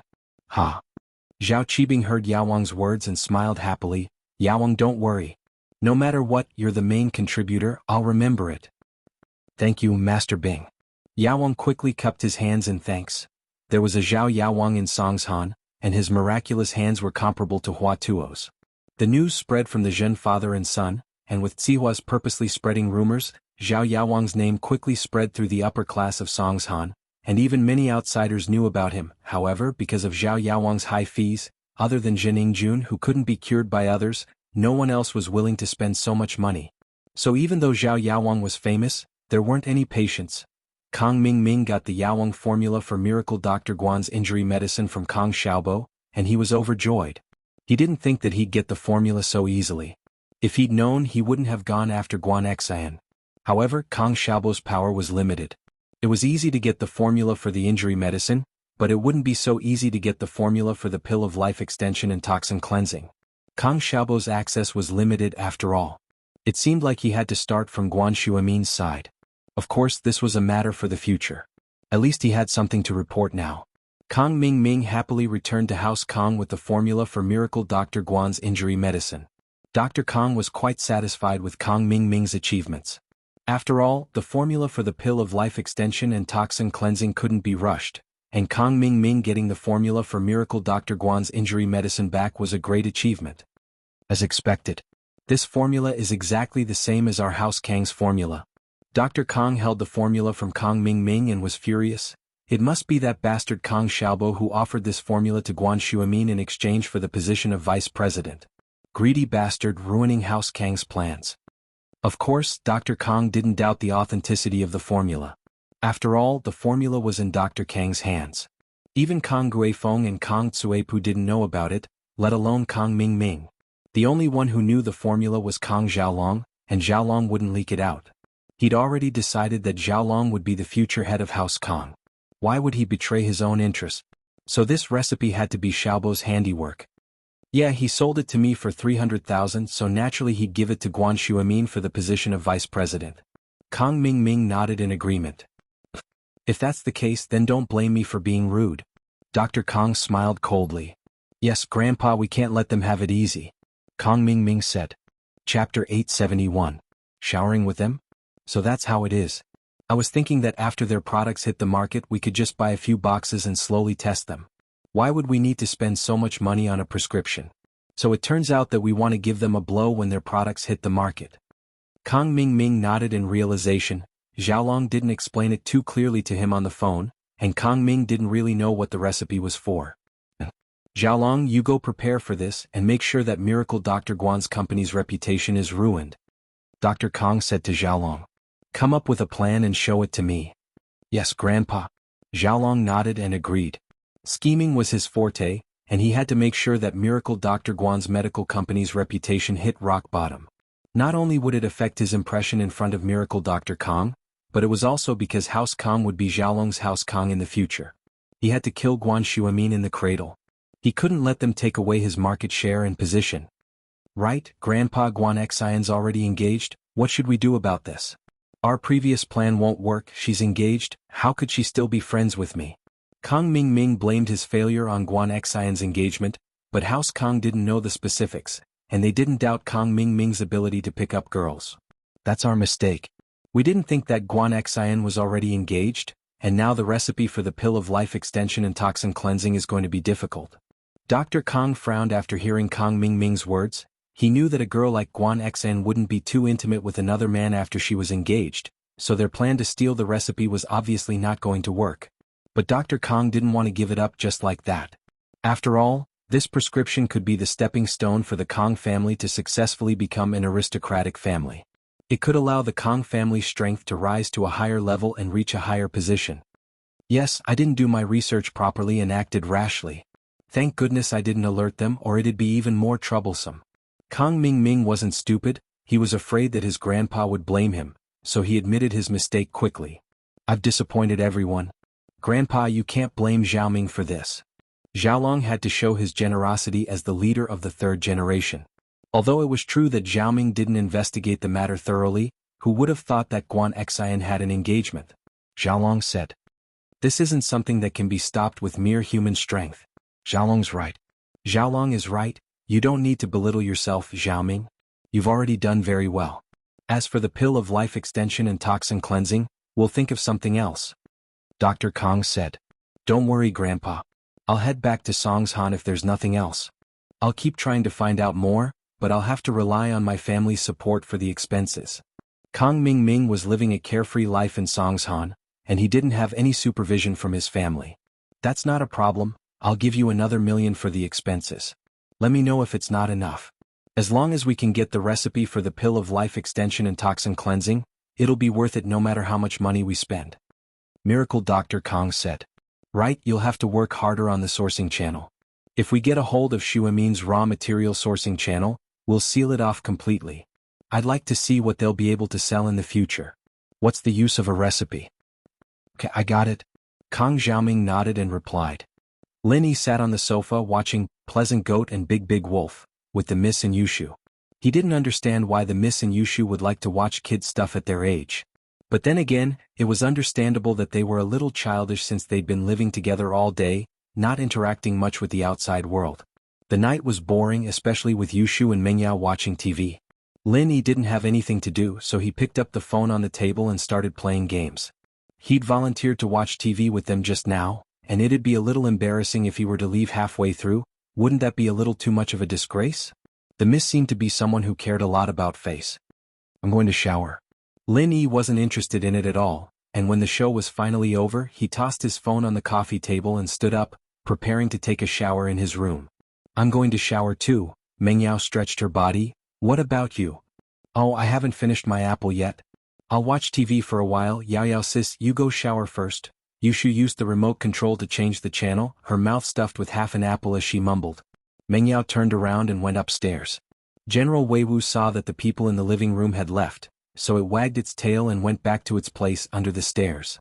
Not long after Lin Yi and Meng Yao left, Lin Yi's phone rang, scaring Yushu. She picked it up and saw the name Tang Yun. She hesitated before picking it up. Hello? Hello. Tang Yun froze. Why was it a girl's voice? She subconsciously thought that she'd called the wrong number, but when she saw that it was indeed Lin Yi's name, she couldn't help but feel strange. You are? Isn't this Lin Yi's number? Yes, I'm Shu, the automated voice answering machine. What can I do for you? You can leave me a message or I'll pass it on to Shield Bro. Yushu said. Tang Yun heard Yushu's voice and was speechless. Shu? Where's Linny? Oh, Shield Bro and Yao Yao sis are showering right now. Why are you looking for him? Yushu smiled mischievously. Shower? Linny and Meng Yao? Tang Yun heard Yushu's words and was taken aback. Why did Linny and Meng Yao go to shower? Yeah, Yushu said. Together? Tang Yun didn't believe Yushu's words. This girl always talked nonsense. Who knew if she was telling the truth or not? Tang Yun's vigilance was high now, and normal people couldn't lie to her. Yeah, Yushu replied. Then why don't you go with him? Aren't you Lin Yi's mistress? Tang Yun asked. Chapter 872. Can you see through things? Oh? Tang Yun frowned. If Yushu had said that she had just finished showering or was about to shower, then Tang Yun wouldn't have believed her. But Yushu's explanation made Tang Yun a little uneasy. Alright, I won't talk to you anymore. I've said too much. If Yao Yao sis finds out, I'll die a horrible death. Bye-bye. Yushu didn't wait for Tang Yun to reply and hung up the phone. Then she started laughing. Tang Yun didn't get to ask what was going on before Yushu hung up. It made her feel a little uncomfortable. Linny really went to shower with Meng Yao? Tang Yun had always felt that the relationship between Lin Yi, Meng Yao, and Yushu wasn't as simple as an employer and employee relationship. Perhaps nothing had happened now, but if this went on, something would happen sooner or later. But Tang Yun didn't want to think about it. She even thought optimistically that if Lin Yi really did have something going on with Meng Yao, it'd be fine as long as she didn't know about it. She didn't know what was going through her mind. Was it because she felt inferior, or was it because she was afraid of losing Lin Yi? Xiao Xiao's words were a lie, but it was a wake-up call for Tang Yun. Love didn't need a reason, and there was no such thing as being rich or poor, but there was always a difference between ideals and reality. Honestly speaking, Tang Yun herself felt that Meng Yao or Guan Xen might be a better match for Lin Yi, and she, on the other hand, had gotten together with Lin Yi by accident? She couldn't help Lin Yi at all. No matter what he did, she'd always be a bystander, and she'd even drag him down with her. Once this feeling formed, it would take root and grow, making Tang Yun worry more and more. She didn't want to ask Lin Yi anything, and she didn't dare to. Yushu's words were 80% fake, but sometimes, knowing that it was fake still made her worried. Tang Yun picked up her phone and hesitated for a long while before dialing a number in the contact book. Do. After the call connected, it rang many times but no one answered. Tang Yun silently pressed the hang-up button and put the phone aside. She fell onto the bed, hugging the pillow in her arms as she stared at the wall in a daze. After a while, Tang Yun's phone beeped. It was a text notification. Tang Yun was spacing out when she received a text. She looked at her phone and saw that it was a text from Meng Yao. I was taking a shower just now. What's the matter? Tang Yun was shocked. Was Meng Yao really taking a shower? Tang Yun felt as if her heart had been broken into pieces at this moment. It hurt a little. But then she thought about it. If Meng Yao really was showering with Lin Yi, then why would she tell her? How good would it be to hide it from him? But Tang Yun couldn't see Meng Yao's expression, so she didn't know if this message was a show of force. The tone of the message was calm and she couldn't see any emotions in it. This was the misstyle. Tang Yun wanted to make a call to confirm, but she didn't dare. She was afraid that her guess would become reality if she called, but she couldn't be at ease if she didn't call. After a long time of hesitation, Tang Yin sighed and put the phone aside. She buried her head in the blanket, tears falling down her cheeks. Meng Yao sent a text to Tang Yun, but Tang Yun didn't reply for a long time. She found it strange, so she called Tang Yun back. After all, the three of them had a good relationship. Meng Yao shook her head when she heard the sound of the phone being turned off. Maybe Tang Yun's phone was out of battery, or maybe she called the wrong number. She didn't think too much about it, so she put the phone aside and dried her hair with a towel. It was a quiet night, and Linny realized that he left his phone in the living room the next morning. He looked at his phone and saw no missed calls, so he didn't think too much about it and went to prepare breakfast for the Miss and Yushu. Faubert came to pick up the Miss and Yushu, and Linny drove Yushu's beetle to the hospital to pick up Tang Yun.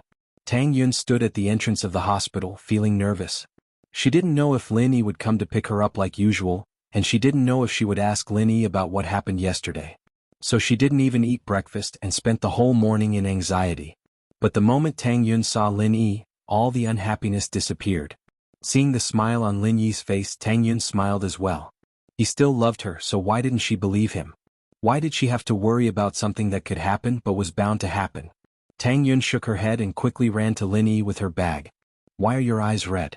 Didn't you sleep well last night? Lin Yi opened the car door for Tang Yun and looked at her strangely. Lin Yi was a part-time doctor and he was good at observing people. Oh, I hit a mosquito in the middle of the night.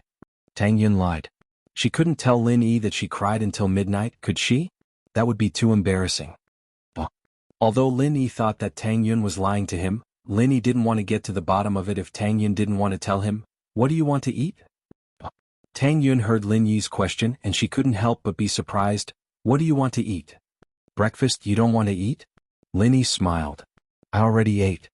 Tang Yun wanted to say that she already ate, but looked at Lin Yi's half-smiling eyes and looked down. How do you know that I didn't eat breakfast? Since Lin Yi said that, naturally he had his reasons, so Tang Yun didn't deny it. Usually Lin Yi wouldn't ask her this question, and after picking her up, he would go straight to school. I'm a doctor, I can see through your body, Lin Yi said. Ah, you can see through things? Tang Yun looked at Lin Yi's eyes and blushed. That's not true. Lin Yi shook his head. I'm just giving an example. You didn't eat anything and I can see it from your complexion. This is the look, listen, question and feel of traditional Chinese medicine. It's the look, listen, ask and feel. Oh? Tang Yun thought that Lin Yi could see through things and she was shocked. Although she would show it to him sooner or later, it would feel weird if someone could see through things. Let's go eat something first. Lin Yi started the car and started looking for a breakfast stall on the street. I don't think so. We'll be late for school. Tang Yun was worried. Chapter 873. No one answered. Tang Yin was speechless, but a question came to her mind. Right, Mr. Wang, why does he look like he's scared of you? This was something Tang Yun couldn't understand. She used to think that Lin Yi was some rich young master, and that Jifeng didn't dare offend him. But now that Lin Yi's identity was revealed, he was just Mingyao's bodyguard. Why would Wang Jifeng be scared of him? He wouldn't even give face to the nephew of the school board, Zhong Pingliang, right? I caught him hitting on a girl in school. Lin Yi didn't hide it. Tang Yin's eyes went wide. Hitting on a girl? In school? I think it was his lover? One of the teachers in school. Lin Yi shrugged. I just happened to see it and he felt guilty. I see. Tang Yin didn't know what to say. It was because of this that Wang Jifeng dared to hit on her in school. She wondered if she should thank Wang Jifeng for that. If Lin Yi hadn't caught him, Lin Yi wouldn't have dared to do that. Let's go eat first. Lin Yi stopped the car in front of a breakfast shop and pulled Tang Yin out of the car. Yao Yao, the school ran out of red ink. Should we buy another bottle? Yushu asked Meng Yao as if she had thought of something all of a sudden. Oh, let's get one then. Meng Yao nodded before turning to Faubert. Faubert, there's a culture store nearby. Please stop the car. We want to buy a bottle of red ink. Okay, Miss Chu. Faubert nodded. There were a lot of exams in grade 12. There was a big exam every 3 days and a small exam every 2 days. However, most of the exams were graded by the students. This was because the teachers didn't have much free time to grade the papers. So, they messed up the papers and distributed them to the students. The teachers explained the answers to each question. Mingyao's papers had been graded by Lin Yi before, but the two weren't that close back then. Red ink was a necessity in 12th grade, and since Yushu said they were out of red ink, Mengyao naturally had to buy another.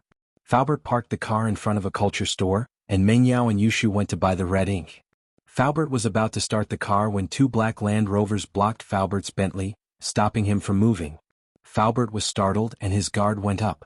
The 2 Land Rovers were obviously doing this on purpose, otherwise they wouldn't have stopped like this.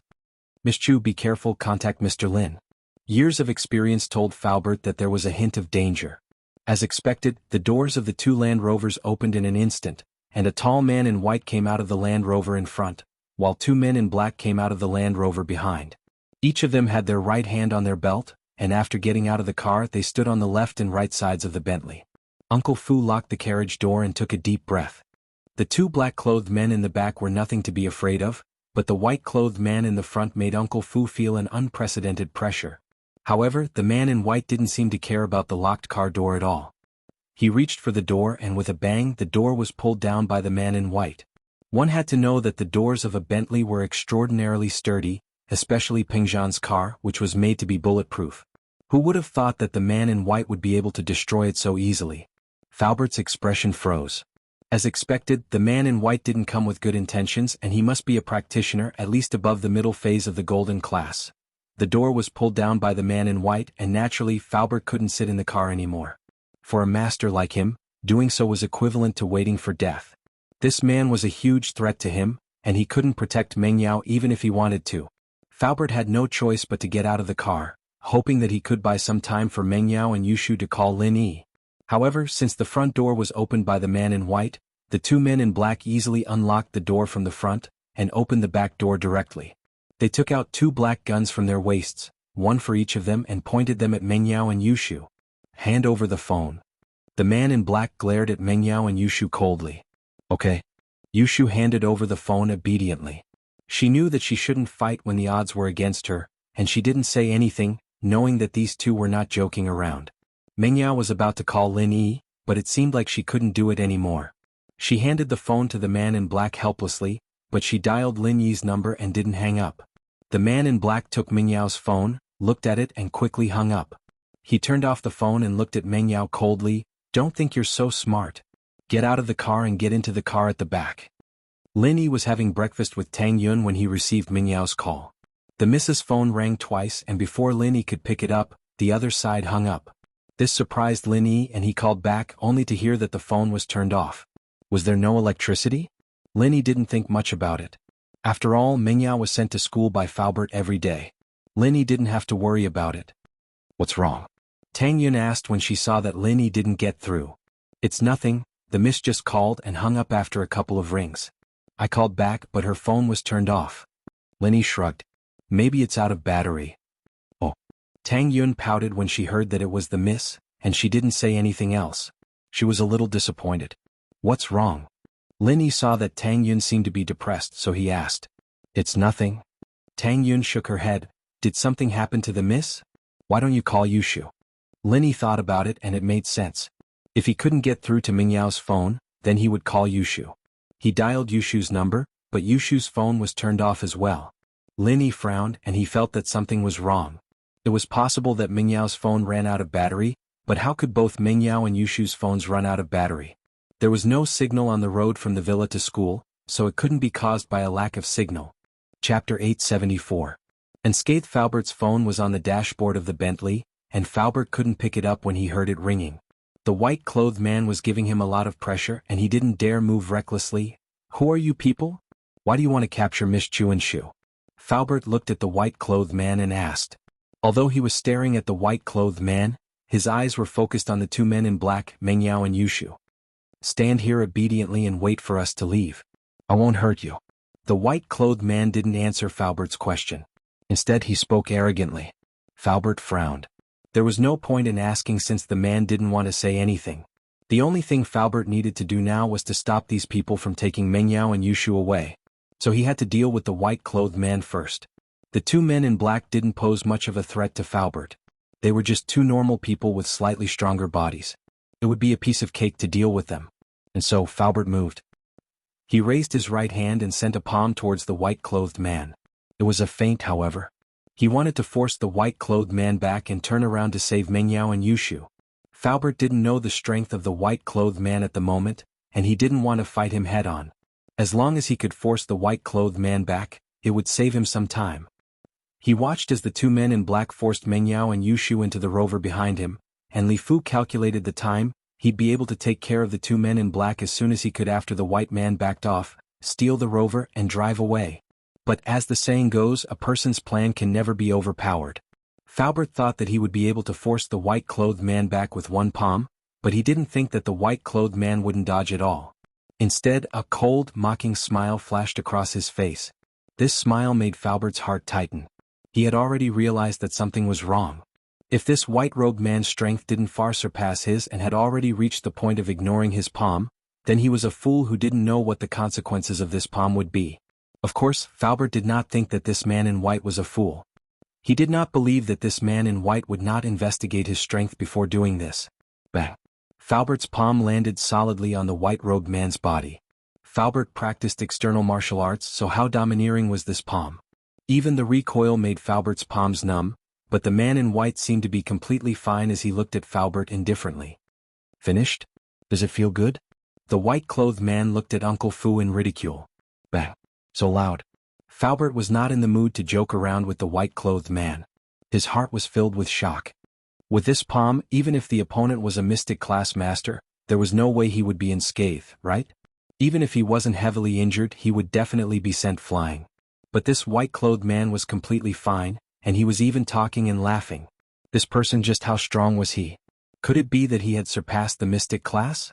But it was impossible, right? Earth-class masters in this common world were almost extinct. You are from House Yu? This was the only possibility that Falbert could think of. The only people he had offended recently were House Yu. Falbert did not think that this man in front of him was sent by Zhao Qibing. If House Zhao was willing to send out masters, they wouldn't have waited until now. If they wanted to send, they would have done it long ago, and Linny wouldn't have destroyed their building twice. House Yu. You have enmity with House Yu? The white-clothed man smiled faintly. It seems that you have quite a lot of enemies. But unfortunately, I am not one. Then you are. Falbert knew that he was definitely going to die today. Li Fu, right? A physical master with the strength of the peak of the late phase of the golden class. The white-clothed man looked at Falbert and said faintly, "You are still not my opponent, but it is impolite not to reciprocate. I gave you a chance, I told you to wait for us to leave, but you didn't listen, so you can die now." As the white-clothed man spoke, he quickly raised his hand and slapped Falbert's chest. Falbert didn't even have time to dodge, and he was sent flying. Fast, it was too fast. Falbert felt that his chest had been smashed by the white-clothed man, and the intense pain made Falbert realize the strength of this person. The peak of the middle phase of the mystic class. But there was one thing that Falbert couldn't understand. Even if the opponent was a peak of the mid-phase of the mystic class, how could he be unscathed from his attack? Falbert's body landed heavily on the ground, and he spat out a mouthful of blood. Falbert knew that he probably couldn't make it. A palm from a peak of the mid-phase of the mystic class wasn't something that a peak of the late phase of the golden class like him could take. If the opponent had the intention to kill him, how could he survive? Oh, how are you unscathed? Falbert clutched his chest and looked at the unscathed man in shock. Falbert, Miss cried. She saw with her own eyes how Falbert was sent flying by the white-clothed man, and he fell to the ground and spat out blood. Yushu was also shocked, and she looked at the scene in front of her dumbly. She didn't know what to do. These two girls had never experienced something like this before. Even when they met the robbers in the bank, it wasn't this bloody because they had Lin Yi's protection. Shut up. The black-clothed man heard Mingyao scream, and he took out a towel and waved it in front of Mingyao and Yushu, and the two fainted immediately. Drive. He ordered the driver after making Mingyao and Yushu unconscious. Not waiting for Master Ma? The driver asked. Master Jun said that Master Ma will go by himself, and we will go first. The black-clothed man said. Okay. The driver nodded and started the car, and the Land Rover quickly left the scene, disappearing from the intersection in the blink of an eye. Falbert looked at the Land Rover in despair, and he spat out a mouthful of turbid air. He looked at the white-clothed man with blurred eyes. He couldn't hold on any longer. Do you know why I left you alive? The white-clothed man lowered his head and looked at Falbert with a condescending gaze and said coldly, I will let you die knowing that I'm here to answer your questions. Falbert didn't say anything, and he didn't want to waste his breath. He just hoped that Linny would find out as soon as possible and save Mingyao and Yushu. My name is Ma Zhu, and I've cultivated the Golden Bell Shield. I've already broken through the 8th level and I'm invulnerable. The man in white said proudly, killing you is like killing an ant. Ah. Chapter 875. News from Lingshan. The whole process didn't even take 10 minutes. Falbert felt his mind getting blurry as he listened to Ma Zhu's laughter. The police siren sounded, and the police car and ambulance arrived at the same time. One had to admit that their response speed was quite fast, but Ma Zhu was just a little faster. The owner of the store called the police and he was shocked by the scene just now. He didn't hear the conversation between Ma Zhu and Falbert, but Ma Zhu sending Falbert flying with one slap was like watching a movie to a normal person. It was unbelievable. Organs and ribs were shattered and there was basically no hope. This was the conclusion of the paramedics, and they couldn't send him to the hospital in time. They could only do emergency treatment in the ambulance.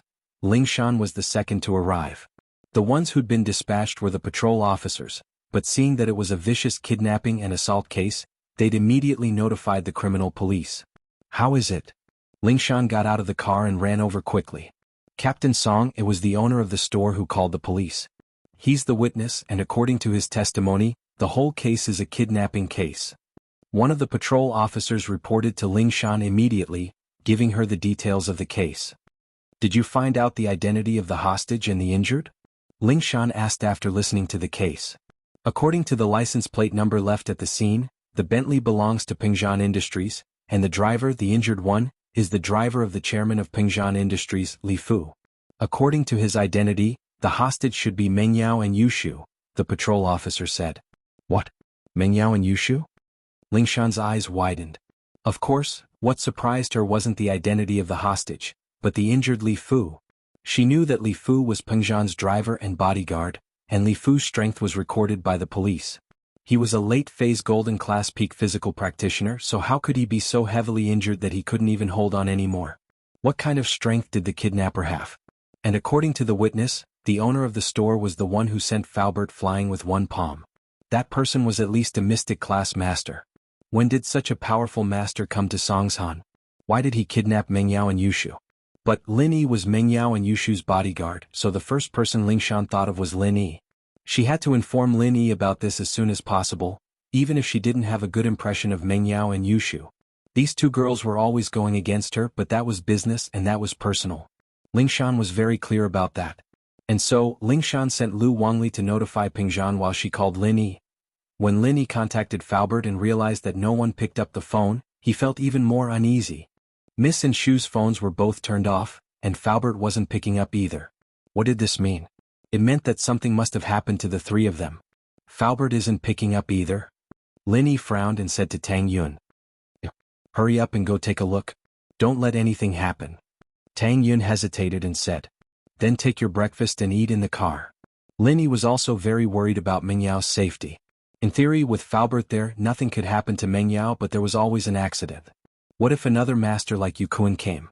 Don't worry about me, I won't go. I'll go to school myself after eating. Tang Yun shook her head. She knew that now wasn't the time to be jealous. If something really happened to Meng Yao and Yushu, she would be a hindrance to Lin Yi if she followed him. So, Tang Yun didn't want to cause trouble. Okay. Lin Yi smiled at Tang Yun.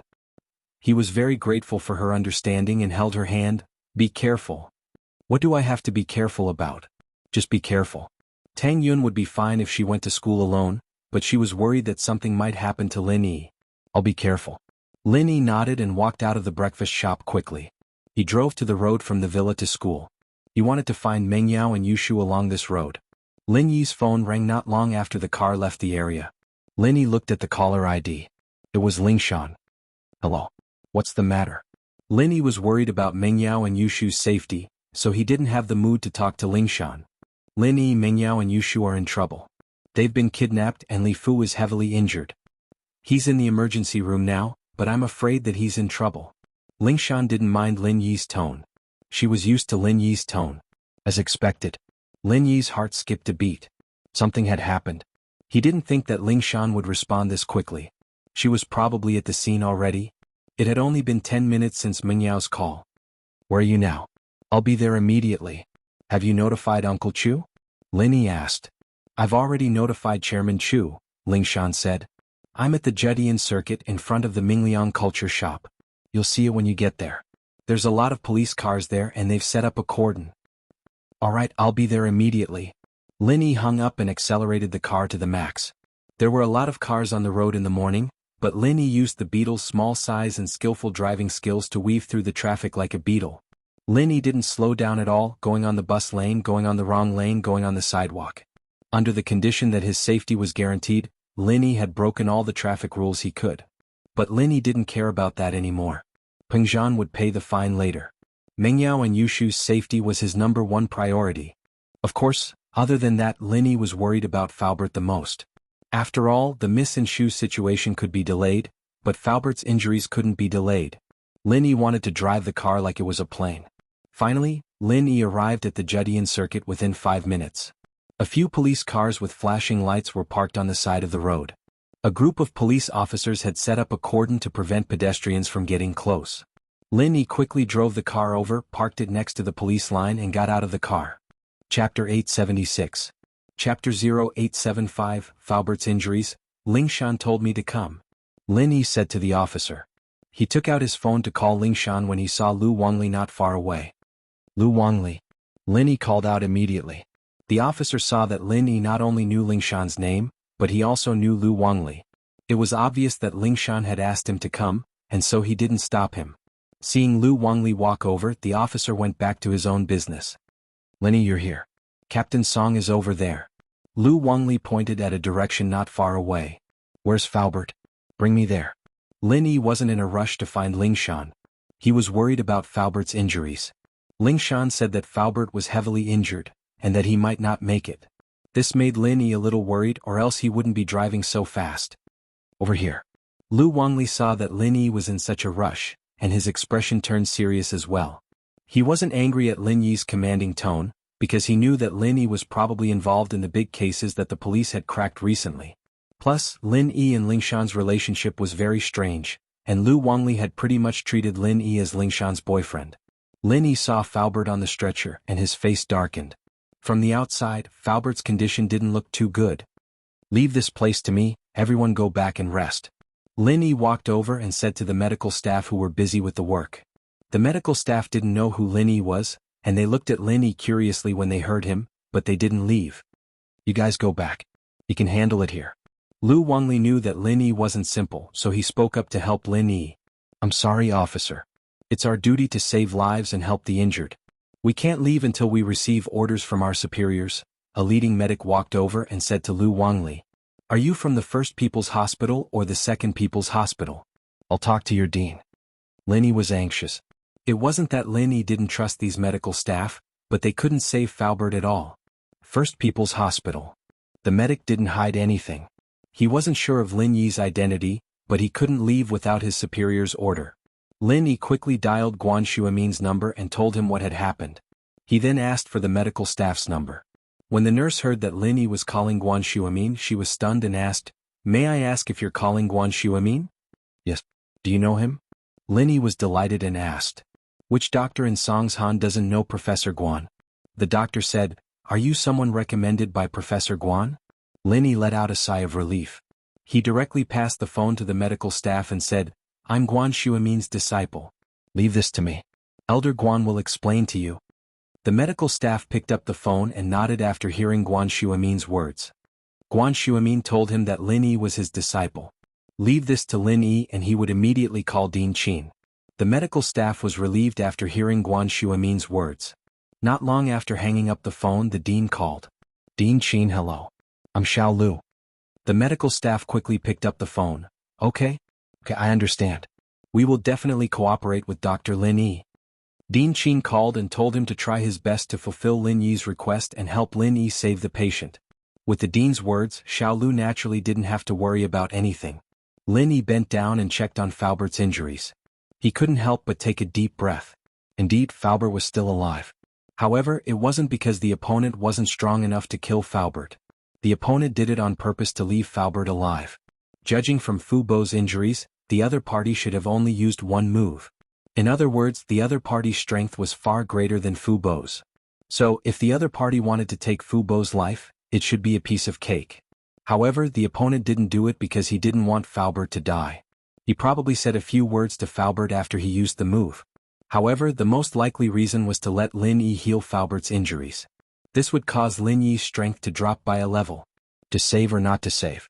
Lin Yi hesitated for a moment. Emotionally speaking, Faubert treated him well.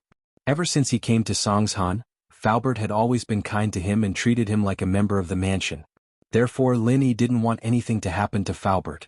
However, logically speaking, Lin Yi knew that using his energy to heal Faubert wasn't a smart move. The opponent had a master. If he used his energy to heal Faubert, then his strength would definitely be affected. If that happened, he might not even be able to save Meng Yao and Yushu. Although the energy could be easily obtained from the Jade Space, it still needed time. Lin Yi didn't know if he could make it in time. Lin Yi gritted his teeth. He had to save Faubert first.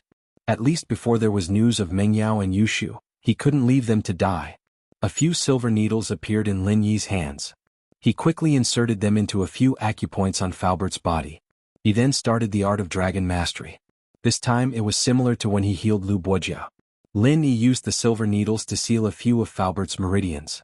Lin Yi planned to use his energy to prolong Falbert's life first, but he didn't plan to directly heal him. Because Lin Yi knew very well how terrifying the amount of energy needed to heal a person who was on the verge of death was. He was afraid that after he healed Falbert, he would enter automatic sleep mode. Doing this now was undoubtedly very dangerous. Right now, Lin Yi could only use a small portion of his energy to prolong Falbert's life. As long as he stayed alive, Lin Yi would have time to heal him after everything was over. But whether or not Falbert's martial arts could be preserved was another matter. A physical practitioner with such a serious injury was probably completely crippled. Although Lin Yi could use his energy to create a golden class dog, he couldn't use it to create a golden class master. The amount of energy required for a human and a dog was worlds apart. Creating a golden class dog would force Lin Yi into hibernation mode, let alone a golden class master. If it were possible, Xiao Xiao would have been a golden class master a long time ago. Chapter 877. The Target Foe. Lin Yi breathed out in relief. Falbert's life was safe. Whether or not he could recover his strength wasn't something Lin Yi cared about. This was all Lin Yi could do. Even so, Lin Yi was sweating profusely. He'd used up quite a bit of energy. After all, that palm strike was enough to take Falbert's life. Lin Yi hadn't healed Falbert completely, but that was only the body and bones. Lin Yi had to use his energy to repair the organs. Otherwise, any damage to any organ would be enough to take Falbert's life. If it weren't for Falbert's extraordinary physique, a normal person wouldn't be able to hold on until now. Lin Yi wiped the sweat off his forehead and raised his head to see Lingshan and Pingzhan already there, looking at him anxiously. Lingshan had seen Lin Yi heal before, and after she arrived she sent everyone around Lin Yi away, sending Lu Wangli and his platoon to protect Lin Yi, preventing anyone from disturbing Lin Yi. How is it? Pengzhan's face was very serious, his eyebrows furrowed. He was worried about his daughter's safety, but he was also worried about Falbert's injuries. His life is safe, but I can't say if he'll be able to recover his strength. After all, Falbert is a physical practitioner, and his body was damaged to this extent. Lin Yi shrugged. His energy could only restore the damaged parts to their original state, as if he'd been reborn, but he couldn't make Falbert's body and bones return to their original state. That was something that could only be achieved after a long period of training, and it wasn't something that Lin Yi's energy could change. It wasn't like the chi of a spiritual practitioner, which could be replenished through energy conversion. This was the biggest difference between a spiritual practitioner and a physical practitioner. Once the meridians of an inner force expert were destroyed, the true chi in their body would not be able to be preserved, and they would become a cripple. On the other hand, once a physical expert's body suffered a serious injury, even if he healed, his body would not be able to return to its previous state. He would basically be no different from a normal person. It's fine as long as you're alive. Pengzhan let out a sigh of relief. It didn't matter if Falbert could recover his strength or not, as long as he could survive. Pengzhan and Falbert may be master and servant in name, but they'd been together for so many years. Humans weren't plants or trees, so how could they be emotionless? The relationship between him and Falbert was more or less that of an old friend. Even if he had to go bankrupt, he'd still want Falbert to live. How are Yao Yao and Shu? Any news? Lin Yi's face was a little pale. Healing Falbert had obviously used up a lot of his stamina, and he wasn't suited for battle in this state.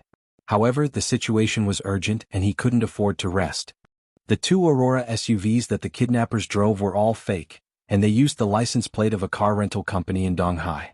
After checking through the POS machine, the original car model was a Honda CR-V, and we can't confirm the identity of the kidnappers at the moment. Lu Wangli told him what he had found out from the investigation. The kidnappers are very cunning. They should have a strong anti-tracking ability. Only a few cameras on the main roads captured the two cars. After that, they disappeared. There are two possibilities. One is that the kidnappers changed cars, and the other is that the kidnappers intentionally avoided some cameras when they arrived at their destination. Pengzhan nodded and sighed softly. He didn't even know who his opponent was this time, and he was completely at his wits' end. After hearing Lu Wangli's words, he couldn't help but turn to look at Lin Yi, hoping that he could give him an idea. Uncle Chu, since the kidnappers kidnapped Yao Yao and Shu, they must have a purpose. I believe that they will contact us first. Lin Yi sighed and said, if the kidnappers didn't want to use Yao Yao and Shu for some purpose, they wouldn't have kidnapped them. If it was just a grudge, then they would have been killed on the spot like Faubert. Yeah. But they're both girls. Peng Zhan actually thought of the same thing. Since the kidnappers kidnapped his daughter and Shu, they must be trying to use them for some purpose, but he was afraid that the kidnappers would be tempted. Instead of being troubled here, why don't we go back and wait for the kidnappers' call? Linny suggested. He needed to continue sleeping for a while to replenish his stamina. Otherwise, even if there was news of the kidnappers, Lin Yi wouldn't be able to fight them. Peng Zhan was no longer the high-spirited chairman of a company, but an anxious father. He didn't have any ideas, but since Lin Yi suggested to go back and wait, there was nothing else he could do. Lingshan didn't stop him because she knew that if Lin Yi couldn't solve the problem, there was no point for her to be anxious. Since Lin Yi wanted to go back, then let him go. As for Faubert, Lin Yi didn't send him to the hospital. Instead, he asked Lu to send him to the villa. Lin Yi had Faubert's injuries under control. As long as Faubert didn't get injured again, his condition wouldn't worsen. At this moment, only Lin Yi, Peng Zhan, and Faubert were left in the villa, along with General Wei Wu, the golden-class dog. Are we just going to wait for the kidnappers to contact us? Peng Zhan looked at his watch anxiously. It had been more than an hour, and the kidnappers hadn't called yet. It made him restless. Other than that, I can't think of any better ideas. Lin Yi sighed as well. The most important thing is that I need to rest. I used up quite a bit of qi to control Uncle Fu's injuries, and I'm afraid that this is a trap set up by the enemy, leaving Uncle Fu alive on purpose to exhaust my strength. Lin Yi sighed as well. Peng Zhan's face stiffened when he heard Lin Yi's words. He didn't think so much before, but after hearing what Lin Yi said, he felt that it was very possible. He quickly said, Go rest, I'll wait for the kidnapper's call. No need, it's fine on the sofa. Lin Yi said and closed his eyes, entering into a state of fake sleep. Lin Yi didn't sleep soundly. After entering the jade space, he still knew what was happening outside. Although Lin Yi entered the jade space and tried his best to absorb the energy in the space, his brain didn't rest at all. He kept guessing who the kidnappers were. According to the sequence of events, Lin Yi locked onto two people. One was House Yu's Yu Kuan, and the other was Zhening Jun. Chapter 878. The kidnappers' demands with House Yu's style of doing things, they should be here for revenge. Why did they kidnap Meng Yao and Yushu? After killing Faubert, they should be here for him. However, the kidnappers didn't do that. So Lin Yi thought for a long time and crossed out the possibility of House Yu, leaving only Zhening Jun. Although Lin Yi didn't know Zhening Jun's background, if Zhening Jun could really find such a master to help him, he might be able to do what he did. Firstly, although Zhening Jun had a grudge against him, the grudge wasn't with him but with Meng Yao and Yushu. Meng Yao and Yushu were the ones who made him lose face in the billiard room. Although he helped them secretly, Zhening Jun didn't know that. After that, at the door of the billiard room, although he was the one who punished him, the one who asked him to punish him was Yushu. So, if the kidnappers were Zhening Jun's men, everything would be explained. However, Lin Yi felt uneasy when he thought that the kidnappers were Zhening Jun. Zhening Jun had been drooling over Meng Yao and Yushu for a long time. Would he do anything to them after this kidnapping? Lu Wangli's deduction was correct. The kidnappers had changed their car in a secluded place. Two identical Land Rovers on the road was simply too eye-catching, and it would easily attract the attention of the police. So, in an empty alley, the man in black and Ma Zhu brought Meng Yao and Yushu to an old Toyota Previa that had been prepared. Previa was also called the Tyrant. It was an early model of business car and there were a lot of them in the market. After changing the car, the group of people didn't stand out and looked very ordinary. As for the two Land Rovers, the people who had contacted them quickly removed the fake license plates and replaced them with real license plates. Each person took one and drove off in two different directions. This way no one would suspect them anymore. After getting in the car, one of the men in black called Zhening Jun, Master Jun, the hostages are in our hands. We changed cars safely. That's great. Good job, I'll call Peng Zhan right now. Zhening Jun danced happily when he heard that the plan went smoothly. Oh right, how's Master Ma? Old Ma has already followed your instructions and didn't completely kill Li Fu. If Lin Yi wants to save him, he will have to expend a large amount of true qi. At that time, his strength will definitely be weakened and he won't be a threat anymore. The man in black reported. Good, that's great. Come quickly, I can't wait anymore. Zhening Jun nodded. Previously, in order to successfully kill Lin Yi, he purposely told Ma Zhu not to kill Faubert and to leave him alive. Isn't Lin Yi a doctor? If he wanted Faubert to live, he would need to expend a large amount of true qi.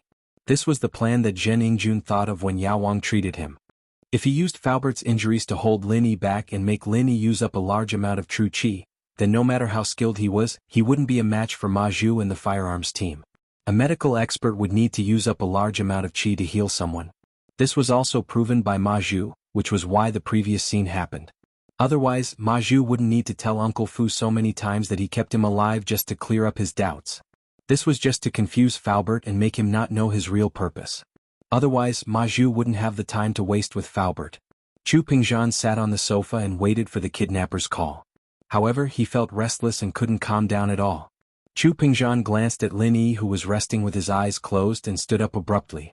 He felt that he had to do something, but after standing up, he didn't know what to do. Although Lin Yi was resting with his eyes closed, he wasn't idling around. He was thinking of a plan in his mind. Zhen Yingjuan's actions had already touched Lin Yi's bottom line. He was thinking that if the kidnappers didn't call after he recovered his strength, then Lin Yi would go straight to House Zhen and dig them out, even if he had to dig 3 feet into the ground. Just when Chu Pingzhan stood up, the phone in his pocket suddenly rang. Chu Pingzhan quickly took it out and looked at the caller ID. It was a hidden number with all the numbers 0. "Hello, I'm Chu Pingzhan." Chu Pingzhan was very sure that the caller was the kidnappers. After all, normal people didn't need to hide their numbers when they called. "Hello, Mr. Chu. It's my pleasure to meet you." There was a piercing voice on the other side of the phone. It was obvious that the voice had been changed by a voice changer. The fake politeness made Chu Pingzhan even more uncomfortable. "Who are you? What's the matter?" Chu Pingzhan frowned and asked. "Who I am isn't important. What's important is that you want to know the whereabouts of your daughter and her best friend. I'm an insider." Wah! The person on the phone was unscrupulous and fearless. "My daughter and Shu were kidnapped by you? What do you want?" Chu Pingzhan was completely sure of the identity of the caller. It must be the kidnappers. However, this made Chu Pingzhan feel a little more at ease. As long as the kidnappers were willing to contact him, it was a good thing. Chu Pingzhan wasn't afraid that the kidnappers would give him some conditions. He was afraid that the kidnappers wouldn't accept the conditions and would take his daughter away silently. "Mr. Chu, you're wrong. What do you mean I kidnapped them?" "I'm just an insider," the person said shamelessly. "I only heard that Mr. Chu offered a reward of 200 million to anyone who can provide information. Is that true?" Pingzhan was infuriated by the caller. What the hell was this guy trying to do? He wanted a ransom, but he said it was a bounty. Yes. But Chu Pingzhan knew that he shouldn't anger the kidnappers. He could only nod and say, "That's right. You want 200 million? I can give it to you. But you must guarantee the safety of my daughter and Shu. If they are harmed, I won't give you the money." Chapter 879. Another 50 million indeed. Zhen Dazhou had investigated Pingzhan Industries and Pingzhan's personal assets, and the amount he was asking for was within the limits of what Pingzhan could accept. He only wanted cash, not shares or real estate, since he couldn't sell them at all. Wouldn't he be waiting for the police to catch him? He wasn't an idiot. "Mr. Chu, I'm just a good Samaritan, and I can only guarantee that your daughter and her best friend come back alive. As for whether or not they get hurt, that's not my concern. That's what the kidnappers do." The caller said shamelessly, not afraid of Pingzhan's threat at all. Pingzhan's heart froze. He was afraid that his daughter and Shu would be harmed by the kidnappers, and it was highly likely that they would do that. Pingzhan gripped the phone tightly, his body trembling. "How can I not hurt Yao Yao and Shu? I can give you however much you want." "It seems like you don't want to work with me anymore, Mr. Chu?" The caller changed the topic with a cold smile. "All right then, just wait to collect your daughter's and her best friend's bodies." "Wait?" Pingzhan sighed. It seemed like his daughter and Shu coming back alive was already a blessing, and he couldn't care less about the humiliation.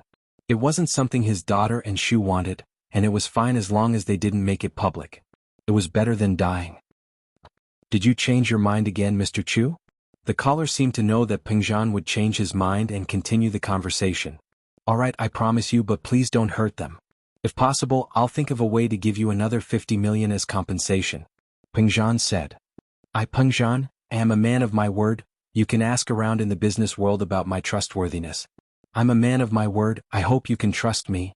"Naturally, I know about your trustworthiness, but this isn't up to me," the caller said faintly.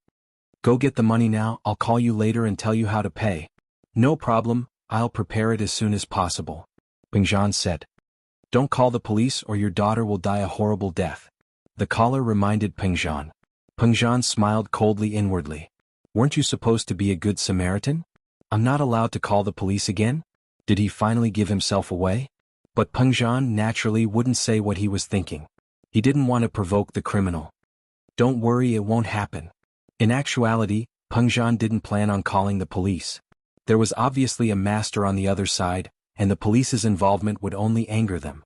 Even if they managed to save his daughter in the end, they might not be able to stop the master. What would they do in the future? This would definitely provoke these people to retaliate even more crazily. The next time, it wouldn't be as simple as kidnapping. Perhaps he would be directly killed like Faubert. Lin Yi's phone rang not long after Peng Zhan hung up. Lin Yi had been training in the Jade Space, but he could still hear the conversation between Peng Zhan and the kidnappers. He didn't say anything, however, because he wanted to make the most of every second he had to recover his strength. Now that his phone was ringing, Lin Yi could only return to reality from the training space. He picked up the phone, thinking that it was also the kidnappers, but it was Ling Shan's number. Hello? Any news? Lin Yi asked. We've already monitored Mr. Peng Zhan's phone, and we've heard the call from the kidnappers, but we didn't manage to locate them. The call came from a foreign IP phone server. Ling Shan said, a little regretful. Do you need us to do anything? Not at the moment, I can handle it myself. They obviously have a master and you're not their match. Lin Yi rejected Ling Shan's help. Ling Shan wasn't too happy with the words you're not his opponent, but she understood that she really wasn't his opponent. She and Faubert were evenly matched. One was a late-phase Golden Class spiritual practitioner, and the other was a late-phase Golden Class peak physical practitioner. If they really fought, they should be evenly matched. But the kidnappers could injure Faubert with one palm. Ling Shan would probably end up the same if she went. Be careful. Miss Dummy is cheering for you. Ling Shan didn't know why, but she was a little worried. He pressured her so much and she was actually worried for him? Ling Shan didn't understand her own thoughts either. Okay. Lin Yi hung up. The reason why Songshan was called Songshan was because there were many mountains nearby.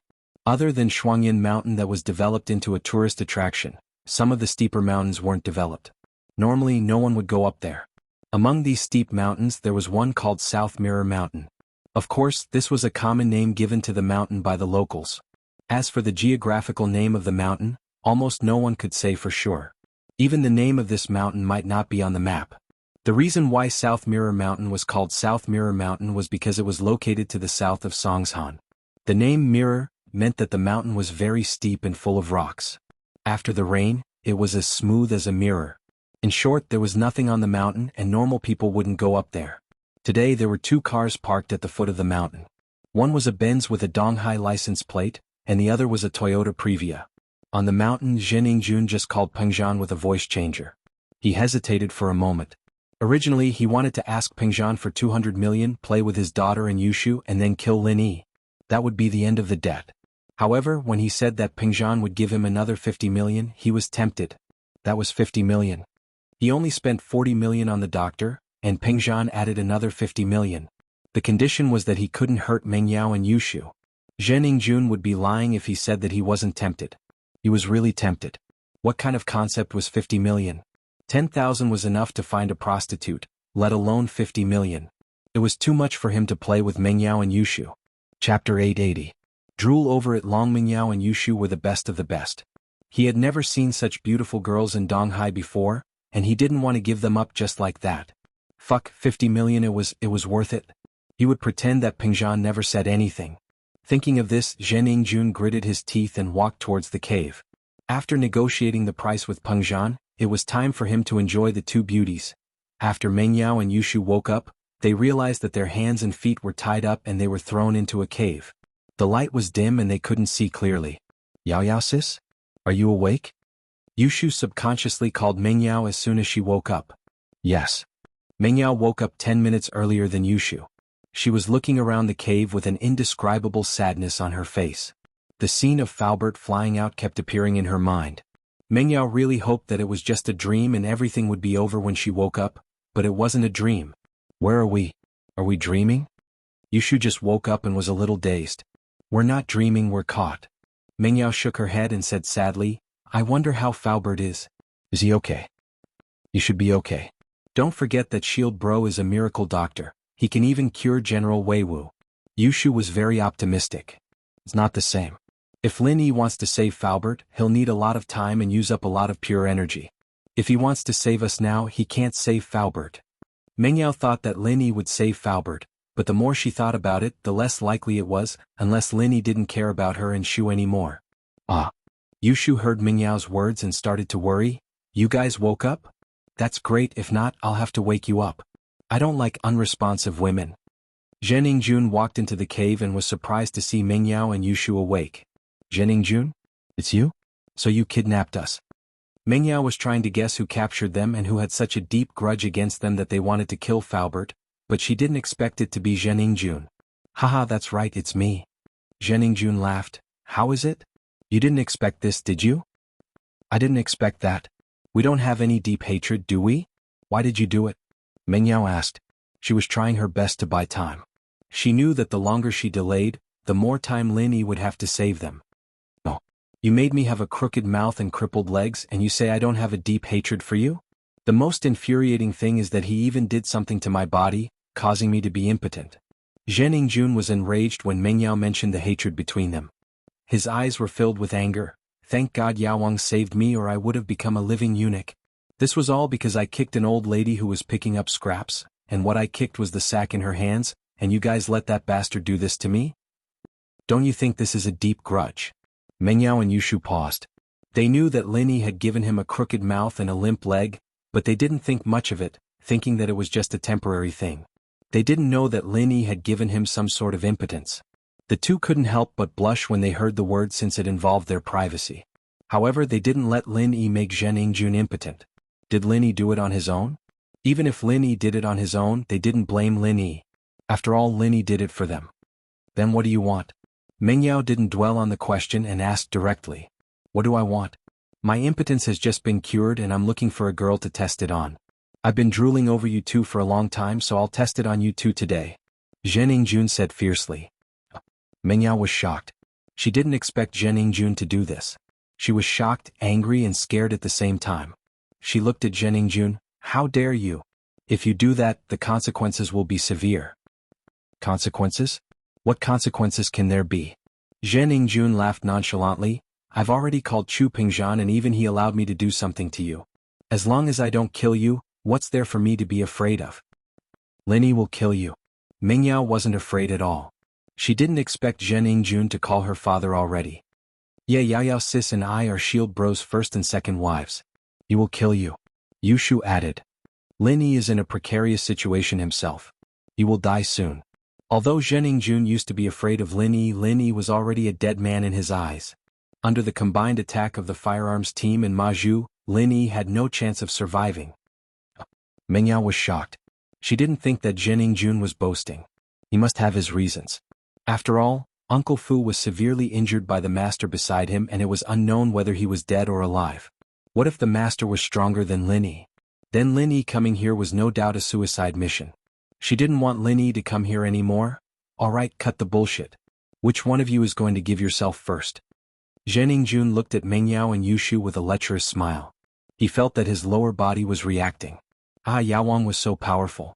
He didn't have any reaction when he took Viagra, but after being treated by Zheningjun, he became majestic all of a sudden. Oh wait, I need to go to the washroom. You go out first. Yushu suddenly said to Zheningjun. Washroom. Zheningjun froze. He didn't expect Yushu to want to go to the washroom at this time. He asked subconsciously, do you want to go to the washroom? Asterisk asterisk asterisk. Yushu said. I also want to go to the washroom. Mingyao didn't know what Yushu meant, but she knew that Yushu was always weird and had a lot of ideas. She must have her reasons for wanting to go to the washroom at this time. Fuck. What a lazy donkey. Zheningjun was furious. He was in high spirits and these two wanted to go to the washroom. He had no choice but to say, then hurry up. Go out for a while. Otherwise, how can we come out in front of you? Yushu said. Chapter 881. You win? No, if you don't go out, I can't come out. I will pee my pants. Yushu didn't give up. You. Zheningjun cursed. You win. If Yushu and Mingyao really peed their pants, how disgusting would that be? There was no place to take a shower in the cave. How was he going to play if they peed their pants? Zheningjun had no choice but to leave the cave. But Yushu called out again, hey, how can I go to the washroom with my hands tied up? Zheningjun cursed Yushu for being a busybody. He walked over, lowered his head and untied the ropes on Yushu's hands and feet. Under the dim light in the cave, Yushu's blush made her look even more alluring. Zheningjun was tempted and he wanted to grab her breasts. A girl with a child's face and huge breasts was rare. Just when Zheningjun wanted to have some fun, Yushu said, "Don't touch me, I will pee my pants if you touch me." Zheningjun was shocked by Yushu's words. His hands that were hanging in the air stopped abruptly. He glared at Yushu. "Why are you so troublesome? Hurry up, you will really pee your pants later." Yushu ignored Zheningjun and continued to rush him. Zheningjun scoffed, stood up and walked out of the cave. He wanted to peek in from the outside, but the blinding light from the outside was a stark contrast to the darkness in the cave. He couldn't see anything from the outside. It was pitch black. Zheningjun could only give up and go check on the gun team's ambush. He had to make sure that after he lured Lin Yi here, he would shoot Lin Yi to death. However, he couldn't expose his men and raise Lin Yi's vigilance. It was hard to hide in the sparse forest on the mountain, so the gun team could only find a rock to cover themselves and hope that Lin Yi would kill them in one shot. In the cave, Yushu wasn't in a hurry to go to the washroom. She opened her bag first, thinking that the men in black had taken her phone but not her bag. The bag was still straddling her even when they were tied up. "Shu, what are you doing? Aren't you going to the washroom?" Mengyao asked. "What for? We didn't even drink water in the morning. I tricked Zheningjun to go out so that we can prepare ourselves. We can't let him do that," Yushu said as she quickly flipped through her bag. Mengyao frowned. "You have a way to avoid it?" "Yeah, I don't like him." "Yao sis, you should save your first time for shield bro, how can you give it to an idiot like him?" Yushu nodded. "Why am I involved again? You wanted to give it to Lin Yi, didn't you?"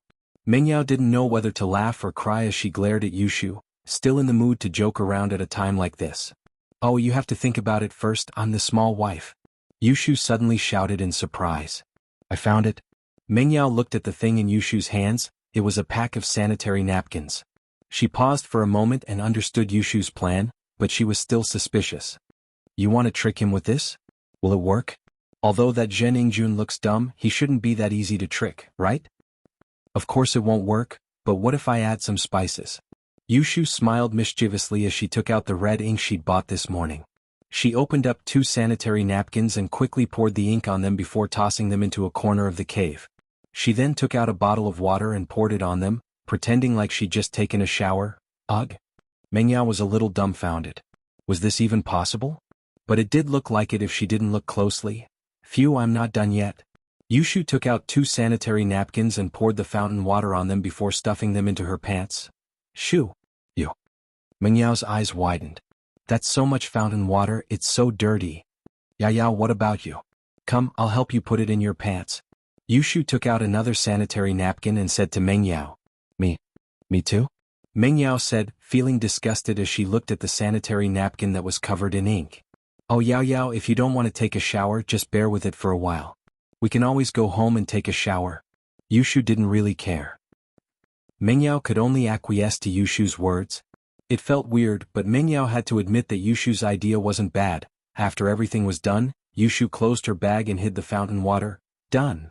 Although Yushu's idea prevented the two from being violated by Zheningjun, Mengyao felt sad when she thought of Faubert. "Shoo, it's our fault for hurting Faubert. If we didn't want to mess with Zheningjun, this wouldn't have happened. I think that Shield Bro will have a way." Yushu trusted Lin Yi. "You really trust him?" Mengyao also hoped that Lin Yi would save Faubert first. It'd be best if he didn't come to save her and Shu. From Zheningjun's tone, he seemed to be prepared. If Lin Yi came, it'd be dangerous. "Oh, it's all right." Yushu nodded. Yao, don't you trust Shield Bro? He's saved us so many times already." "I don't know." Mengyao shook her head. She was a little down because of Faubert. As they talked, Zheningjun returned to the cave. "Hey, are you two done peeing? Dilly-dallying, you really have a lot of things to do."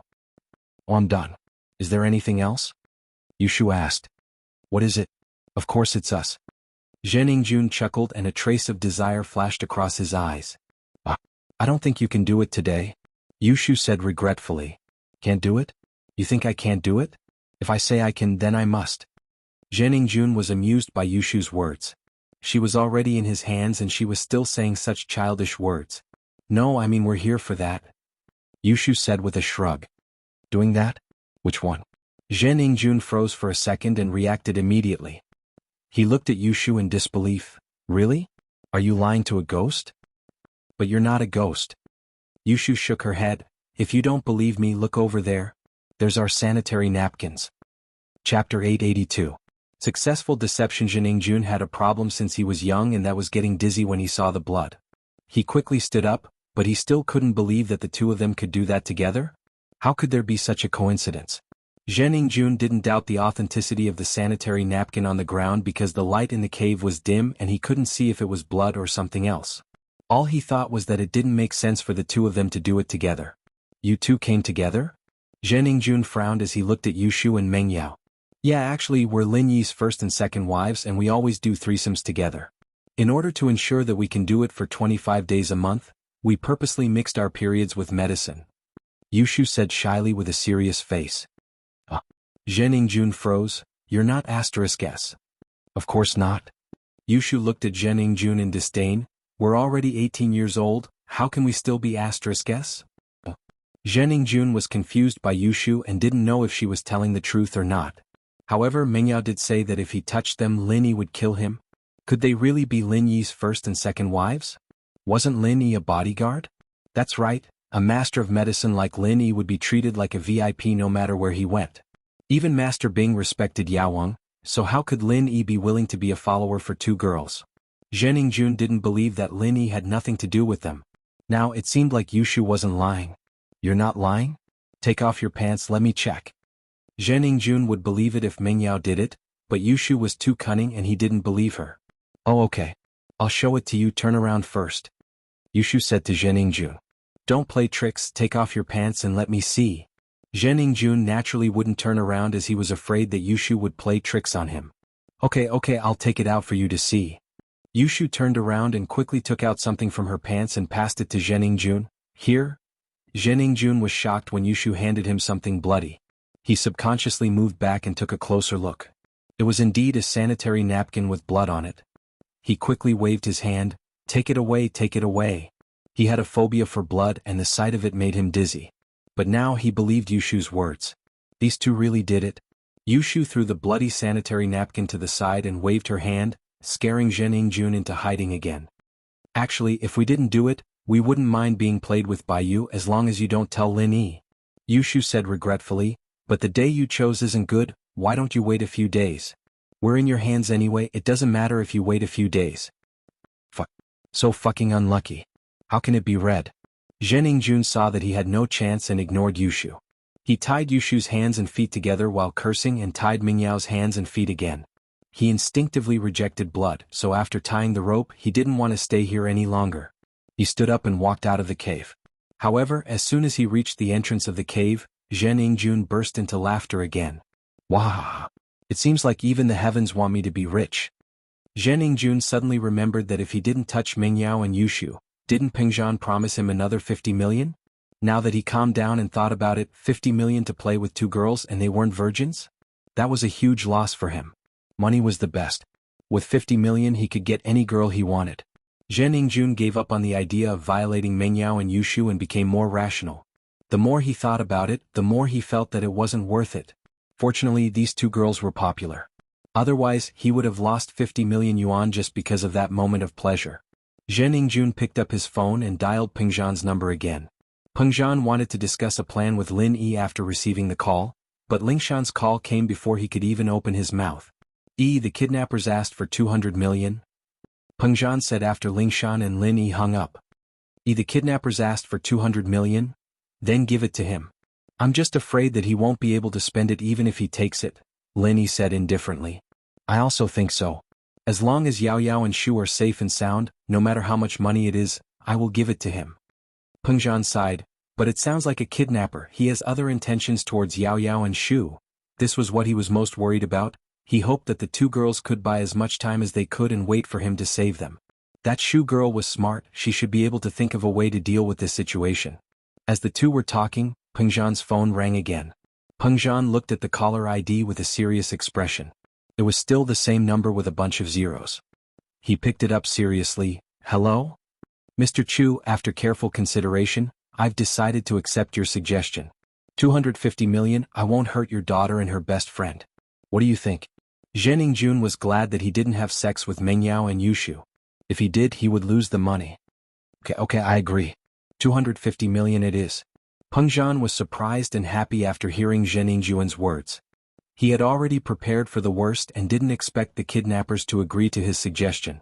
It seemed like the kidnappers valued money more than anything else. Peng Zhan didn't know that Yushu caused a strange incident that made Zhening Jun give up. Great. But I don't want you to give it to me later. I want you to give me 250 million together, is that okay? Although Zhening Jun knew that Peng Zhan had a good reputation, that was only for business partners. He was playing the role of a kidnapper. How could he talk about his reputation with a kidnapper? Chapter 883. Chapter 0882, borrowing money from Lin Yi. With that thought, Peng Zhan nodded. Okay, I promise you. But how can I give you the money? After I give it to you, will you let my daughter and Shu go immediately? I'll give you an account and you can transfer the money there. After I check the account, I'll give you an address. Tell the man named Lin Yi to pick up your daughter and her best friend. Remember, he can only come alone. If there are too many people, we will kill the hostages. Zhening Jun said, Of course, I believe that Mr. Chu is a smart man and won't call the police. The masters around me can kill Faubert, so naturally they can also kill your family silently. Although Peng Zhan was suspicious why Zhening Jun asked Lin Yi to pick up the hostages, he only had Lin Yi by his side. If Lin Yi didn't go, who else could he ask? Okay, I won't call the police. I hope you will keep your promise. Peng Zhan said. Don't worry, we kidnappers have our own rules. Just look at our professionalism and you should believe that we are professionals. Zhening Jun said, The account number is XXXXX. Zhening Jun told him the account number, and after Peng Zhan wrote it down, he confirmed it with him before hanging up. After the threat, Zhening Jun believed that Peng Zhan wouldn't dare to call the police. With Ma Zhu's strength, Peng Zhan would definitely be afraid that he would take revenge on him. Peng Zhan was now an influential figure in Peng Zhan Industries, so no one dared to say anything when Peng Zhan mobilized the company's cash flow. However, the total cash flow was only 210 million. Of course, this was at the expense of the company's future operations. Peng Zhan Industries wouldn't have a single cent of liquid funds left once the 210 million was taken out. It would be a fatal blow to Peng Zhan Industries, but Peng Zhan didn't care about that. He was worried about his daughter's safety. Even if he had to resign from his position as chairman and give his shares to the shareholders as compensation, he didn't mind. Lin Yi didn't know much about business operations, but he did know what would happen if a company ran out of liquid funds. Uncle Chu, let me help you. Lin Yi said when Peng Zhan was about to withdraw all of the company's funds. You? Peng Zhan was slightly taken aback. He didn't know that Lin Yi and Fatty Lai had started a company, and Meng Yao didn't tell him either. He only thought that Lin Yi and Fatty Lai had a good relationship, but he didn't know that Lin Yi played a role in Miracle Dr. Guan's medical company. Lin Yi took out his phone and called Fatty Lai. Fatty Lai, how much cash do you have? Boss? Guess. Why are you suddenly asking this? What's wrong? What happened? Fatty Lai asked. It's an emergency, Lin Yi said. Cash, we can only get 30 to 40 million at most. All the money from the auction was used to buy the production line and build the factory. Our products aren't on the market yet, so most of the funds are stored in the warehouse for medicine. Fatty Lai explained. 40 million, that's too little. Lin Yi sighed. He didn't expect money to be so careless. Opening a medical company required so much investment. In fact, Fatty Lai also wanted to be the biggest medical company, and he bought the most advanced production line in the world. Miracle Dr. Guan's medical company was different from Dr. Kang's medical company. Other than injury medicine, Miracle Dr. Guan would also release more advanced medicines such as painkillers. If it was possible, the pill of life extension and toxin cleansing could be mass-produced as well. That would require very advanced equipment, so Fatty Lai decided to get everything done in one go. According to the current calculations, 30 to 40 million in liquid funds was enough to successfully push Miracle Dr. Guan's first hit product, Miracle Dr. Guan's injury medicine, onto the market. 30 to 40 million wasn't even needed. Because of the poisoning of the first middle school students, Miracle Dr. Guan's medical company's name had already spread far and wide. There was no need to advertise anymore. Once the product was put on the market and the sales increased, it could instantly generate hundreds of millions of profits. Lin Yi knew that Fatty Lai was planning according to the company's current situation. He probably didn't expect him to suddenly need money, so he didn't blame him. Boss, should I borrow some money from my brother? Fatty Lai could tell that Lin Yi was in a hurry, so he suggested. No need, Linny knew that Fatty Lai and his brother weren't on good terms, so he rejected the suggestion. You have Lu Qianni's number, right? Give it to me, I'll borrow some from him. Yes, wait a moment, his number is 139x times x times x. Fatty Lai gave a number to Linny. Linny remembered Lu Qianni's number and called him. Lu Qianni remembered Lin Yi's number, but Linny didn't remember his number. Now that Linny called, Lu Qianni was shocked. He didn't expect Linny to call him. As the young master of House Lu, Lu Qianni naturally knew how important Linny was to House Lu. It could be said that he had been thinking of ways to get close to Linny, but he didn't have the chance. He had some conflict with Linny before, and it could be said that their relationship wasn't that harmonious. After that, he offended Linny because of his wife's nephew, Wu Qintian. This caused the relationship between House Lu and Linny to sink to a freezing point. Fortunately, he was humble and low profile, and that was how things got better. Lu Qianni was filled with regret. If it weren't for his useless wife, he wouldn't have become enemies with Lin Yi. Seeing Lin Yi's pill of life extension and toxin cleansing become a hot item in the auction, and seeing his father turn from an old man on the verge of death into a healthy man, Lu Qianni felt the importance of building a good relationship with Lin Yi. That was why he envied Lai Changyi. This Fatty Lai was just a small businessman and his business wasn't that big. But now he had become Lin Yi's follower. He was so amazing, so amazing. Before, Lu Qianni was polite when he spoke to Fatty Lai, but he still took the lead. But now the two of them had swapped positions and Lu Qianni and Fatty Lai were talking very carefully. It couldn't be helped, his boss was amazing. Chapter 884. A changed mind. So, Lu Qianni knew that if he wanted to keep in touch with Lin Yi, he couldn't cut off contact with Fatty Lai, especially when Fatty Lai wasn't that powerful yet. In a few years, House Lai might even become the #1 noble house. However, Lu Qianni didn't expect Lin Yi to call him. Lu Qianni took a deep breath and picked up the phone carefully. Hello, I'm Lu Qianni. Mr. Lu? I'm Lin Yi, can you lend me 100 million? Lin Yi didn't waste time and said directly, if you don't return it, I'll return you a pill or treat your family for free. Sure, it's just 100 million. Miracle Dr. Lin, if you want to use it, just take it. What do you mean by not returning it? Isn't it too vulgar to mention that? Lu Qianni was just worrying about how to get closer to Lin Yi, and now Lin Yi called him to borrow money. Lu Qianni was so happy that he could die. How could he not agree? As for whether Lin Yi would return the money or not, that was secondary.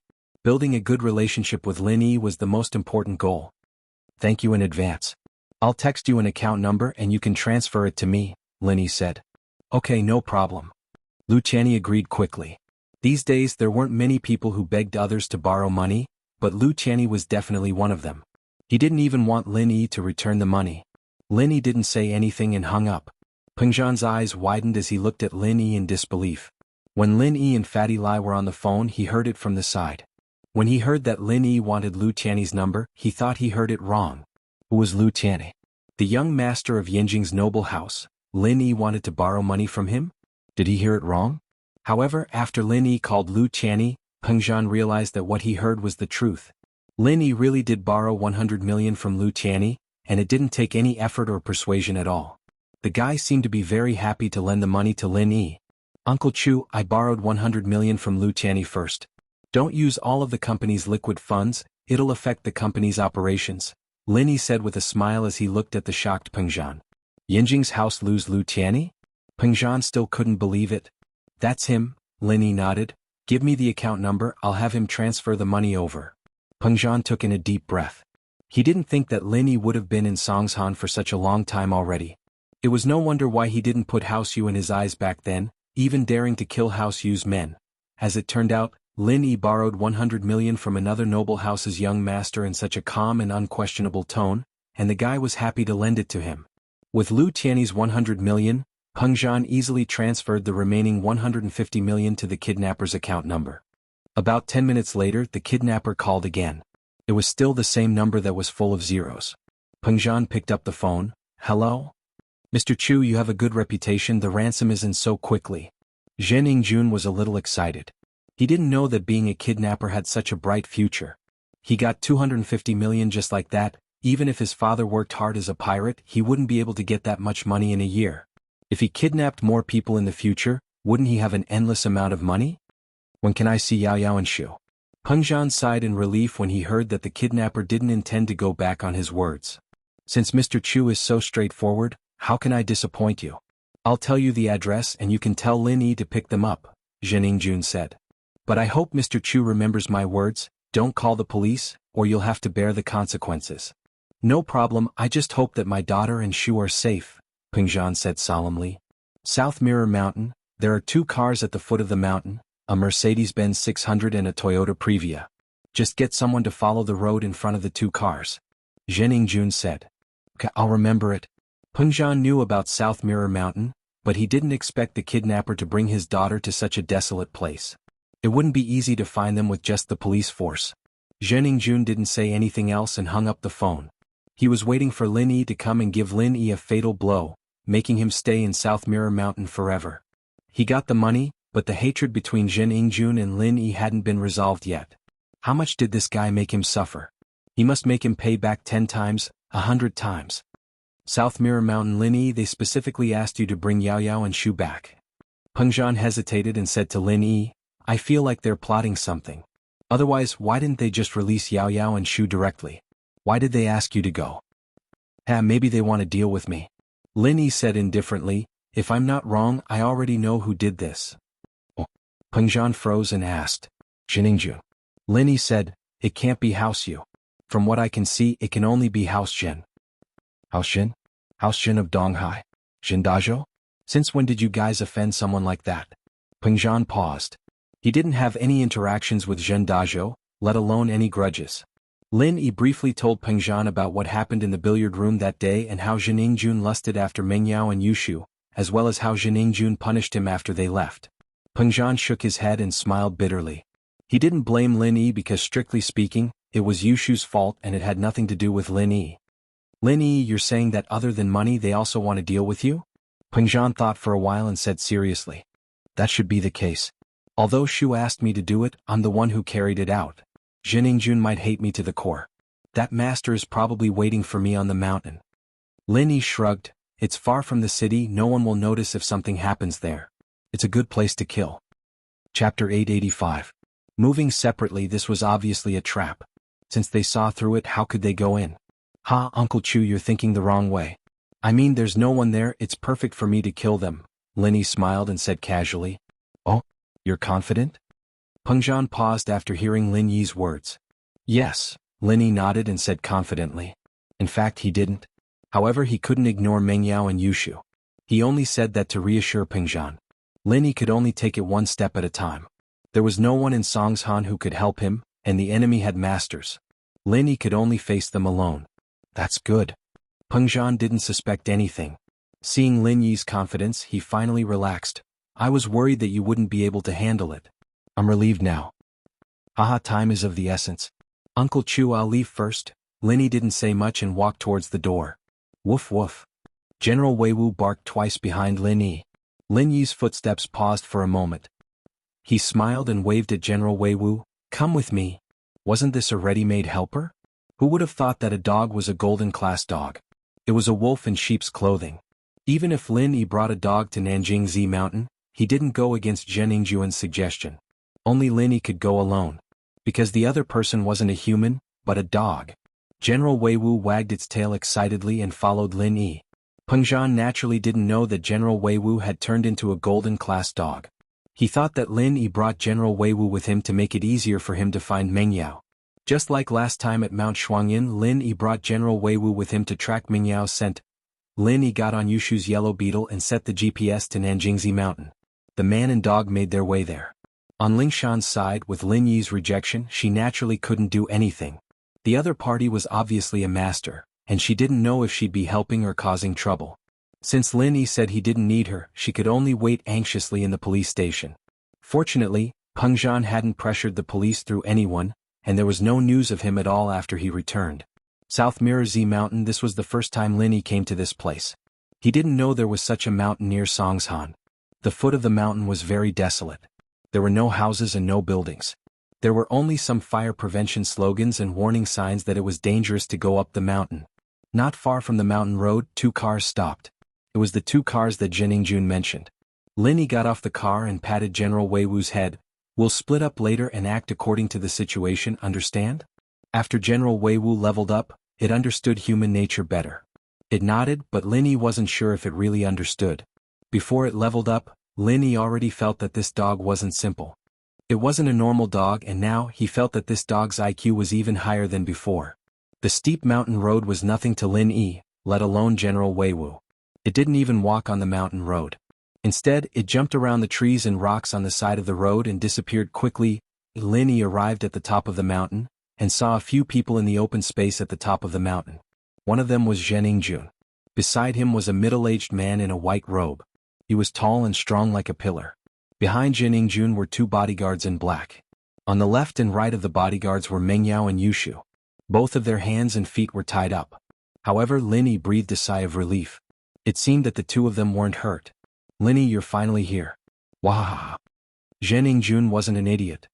He had men lying in ambush at the foot of the mountain to see if Lin Yi came alone. He was afraid that Lin Yi would bring a team of police with him. That would be troublesome. Although Jianghu was arrogant and had masters around him, he couldn't let his men have a gunfight with the police, could he? Wasn't that asking for death? If that happened, he would have to give up on killing Lin Yi and kill Mengyao and Yushu to vent his anger. At the back of the mountain, Jianghu had already prepared a helicopter. Even if the police surrounded the mountain, he could still escape. The police wouldn't think that he had a helicopter as a backup. By the time the police called for backup, he would be long gone. Zhen Dazhou's men were in the pirate business. How could they not have a helicopter as an escape tool? Jianghu had all the necessary equipment, and that was the reason why he dared to wait for Lin Yi here. However, when Jianghu received a call from his men at the foot of the mountain, he heaved a sigh of relief. It seemed like he was too careful. Lin Yi came alone without any backup or police. As for the dog beside Lin Yi, Jianghu automatically filtered it out. It was just a dog, what was there to worry about? "Hey, it's really you, Jianghu." Lin Yi shrugged. It seemed like he was right. Things weren't as simple as he thought. His coming here was probably part of Jianghu's plan. Therefore, Lin Yi entered a state of alertness. "Oh, you're pretty smart. You guessed it was me?" Jianghu paused for a moment before laughing out loud. "Ha, since you guessed it was me, how dare you come alone? Are you stupid? Are you stupid? You're really stupid." It was no wonder that Jianghu was so happy. From his point of view, Lin Yi was an idiot. Since he guessed that he kidnapped Mengyao and Yushu, he still dared to come and pick up the hostages, especially alone. If he wasn't an idiot, then he was too arrogant. "Are you saying that I'm smart or stupid? Are you contradicting yourself?" Lin Yi couldn't help but laugh. "Are you stupid or am I stupid? Mengyao and Yushu were both here." Lin Yi made up his mind and started to think of a plan. Ever since he came to the top of the mountain, the Jade had been warning him non-stop. This meant that the mountain was full of danger, and Lin Yi didn't know where the danger was. Chapter 886. A sudden turn of events. "Humph, don't be so quick with your words." Jianghu sneered. "Lin Yi, I will return the humiliation you made me suffer 10 times, 100 times more." As he finished speaking, Jianghu made a hand gesture, and the warning signal on Lin Yi's chest suddenly became urgent. This position was dangerous, and Lin Yi dodged instinctively. A bullet brushed past him. It was a gun with a silencer. The bullet surprised Lin Yi. He didn't think that Jianghu would use a gun against him. Lin Yi guessed that Jianghu wanted to rely on the master to kill him. However, a few bullets couldn't hurt Lin Yi at all. Since Lin Yi was on guard, he wouldn't let the bullets hit him. One bullet missed, and following that, a series of bang bang bang sounded. It was like a bamboo tube popping beans. Countless bullets flew towards Lin Yi's direction. So many people? Lin Yi didn't think that Jianghu would have so many people waiting for him with guns. He was definitely a strong opponent. Although Jianghu looked arrogant, he was different from Zhong Pingliang and Zhao Qibing. He knew how to use a sea of guns. If Lin Yi didn't break through to Mystic class and was still in the late phase of Golden class, he wouldn't be able to dodge so many bullets. However, Lin Yi had already advanced to Mystic class and relied on his agile skills and unique footwork from when he was an assassin. He barely dodged the first round of bullets. "Continue shooting. Shoot, shoot, shoot. Shoot him to death." Jianghu saw that Lin Yi narrowly dodged a round of bullets, and he was instantly enraged. "You bunch of idiots, you can't even kill one person with so many guns." Jianghu was quite a distance away from Lin Yi, and he wasn't worried that Lin Yi would rush over, so he spoke without restraint. After all, even if Lin Yi rushed over, he still had Ma Zhu with him. Bang, bang, bang. The dull gunshot sounded again, but this time there was an accident. Ouch! Accompanied by the muffled sound of the bullets, a scream was suddenly heard. A gunman who had been lying in ambush instantly flew out from behind the rock he was hiding in and fell to the ground. His body twitched twice and a trace of blood flowed out from the corner of his mouth. Then he could no longer move. The sudden turn of events left everyone dumbfounded for a moment. Zhenningjun was dumbfounded, Ma Zhu was dumbfounded, and the two bodyguards were dumbfounded. The snipers lying in ambush were also dumbfounded. They didn't expect their partner who was lying in ambush to suddenly fly into the air. With a swoosh, he flew out from behind the rock as if there was a spring under his butt and fell to the ground.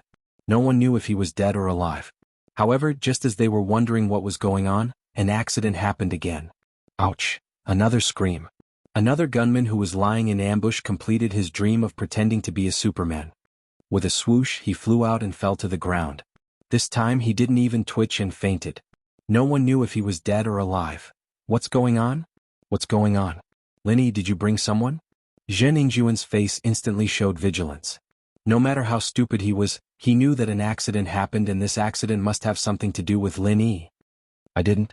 Lin Yi shook his head. I really didn't bring anyone. You told me to come alone, so I came alone. This. Zhenningjun heard Lin Yi's confidence and was taken aback. It wasn't that he didn't believe Lin Yi. After all, it didn't matter if Lin Yi admitted that he brought someone else or not. Both parties had already started fighting and Lin Yi had no reason to lie to him. However, Lin Yi said that he didn't bring anyone. This made Zhenningjun confused. Just as Zhenningjun was puzzled, another gun squad member who was lying in ambush turned into a flying man and flew out with a whoosh, falling to the ground like a corpse.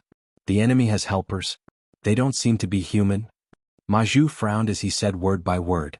He was a master of physical attacks and defense, but his eyesight wasn't good. He only made his judgment based on the current signs. Young Master Jun, why don't we retreat a little? It's a little dangerous here. A bodyguard beside Zhenningjun suggested carefully. Zhenningjun was a little scared and didn't dare to show off anymore. He retreated behind Mengyao and Yushu, using them as his shield. Mengyao and Yushu were actually very excited when they saw Lin Yi coming to save them. Although Mengyao felt that it was dangerous for Lin Yi to come here, she suddenly felt relieved when she saw Lin Yi. That feeling was as if she found someone she could rely on. She was no longer afraid and nervous. It was a good and warm feeling. However, Mengyao and Yushu didn't know that Zhenningjun had a gunman lying in ambush nearby. They were brought out from the cave before Lin Yi came. So, when they heard the gunshots they were shocked. They even forgot to scream and forgot that they were in danger. They looked at Lin Yi nervously. They wanted Lin Yi to be careful, but they were afraid that Lin Yi would be distracted, so they chose to stay silent.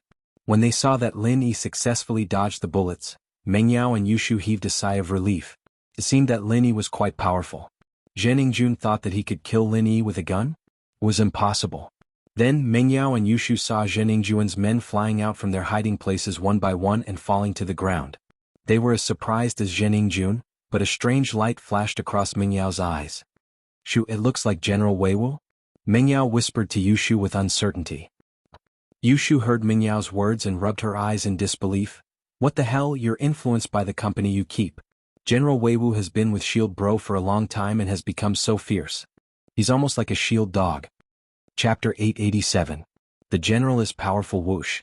Another member of the firearm team flew out and fell to the ground dead. The situation was too horrifying. There was no warning at all. One by one the members of the firearm team died, and it finally ignited their fear. They were a group of pirates who lived on the edge of a knife, and they were in the business of putting their lives on the line. They weren't afraid of death, but they were afraid of dying for no reason. What was going on? Lin Yi was still standing there without moving and a few of his men had died. Therefore the firearm team went crazy and started shooting at Lin Yi. They thought that it was Lin Yi's doing, and as long as they killed Lin Yi, everything would be solved. Bang, bang, bang. Gunshots sounded everywhere, but there were still people who flew out from their hiding spots and died. What? Shoot him. Beat him to death. Zhenningjun roared in anger. What the hell is this? Lin Yi, what the hell did you do? Lin Yi's lips curved into a cold smile. Firearm team? Just wait for your death. Since you're lying in ambush here, you should be prepared to die. However, although Lin Yi was disdainful of the firearm team, he didn't let his guard down. These people had gone crazy and started shooting randomly. Some of them were afraid that the curse of death would find them, so they started shooting everywhere. As he dodged the bullets, he moved closer to Mengyao and Yushu as fast as he could. He was afraid that these people would hurt the two girls in their frenzy. I'll kill you.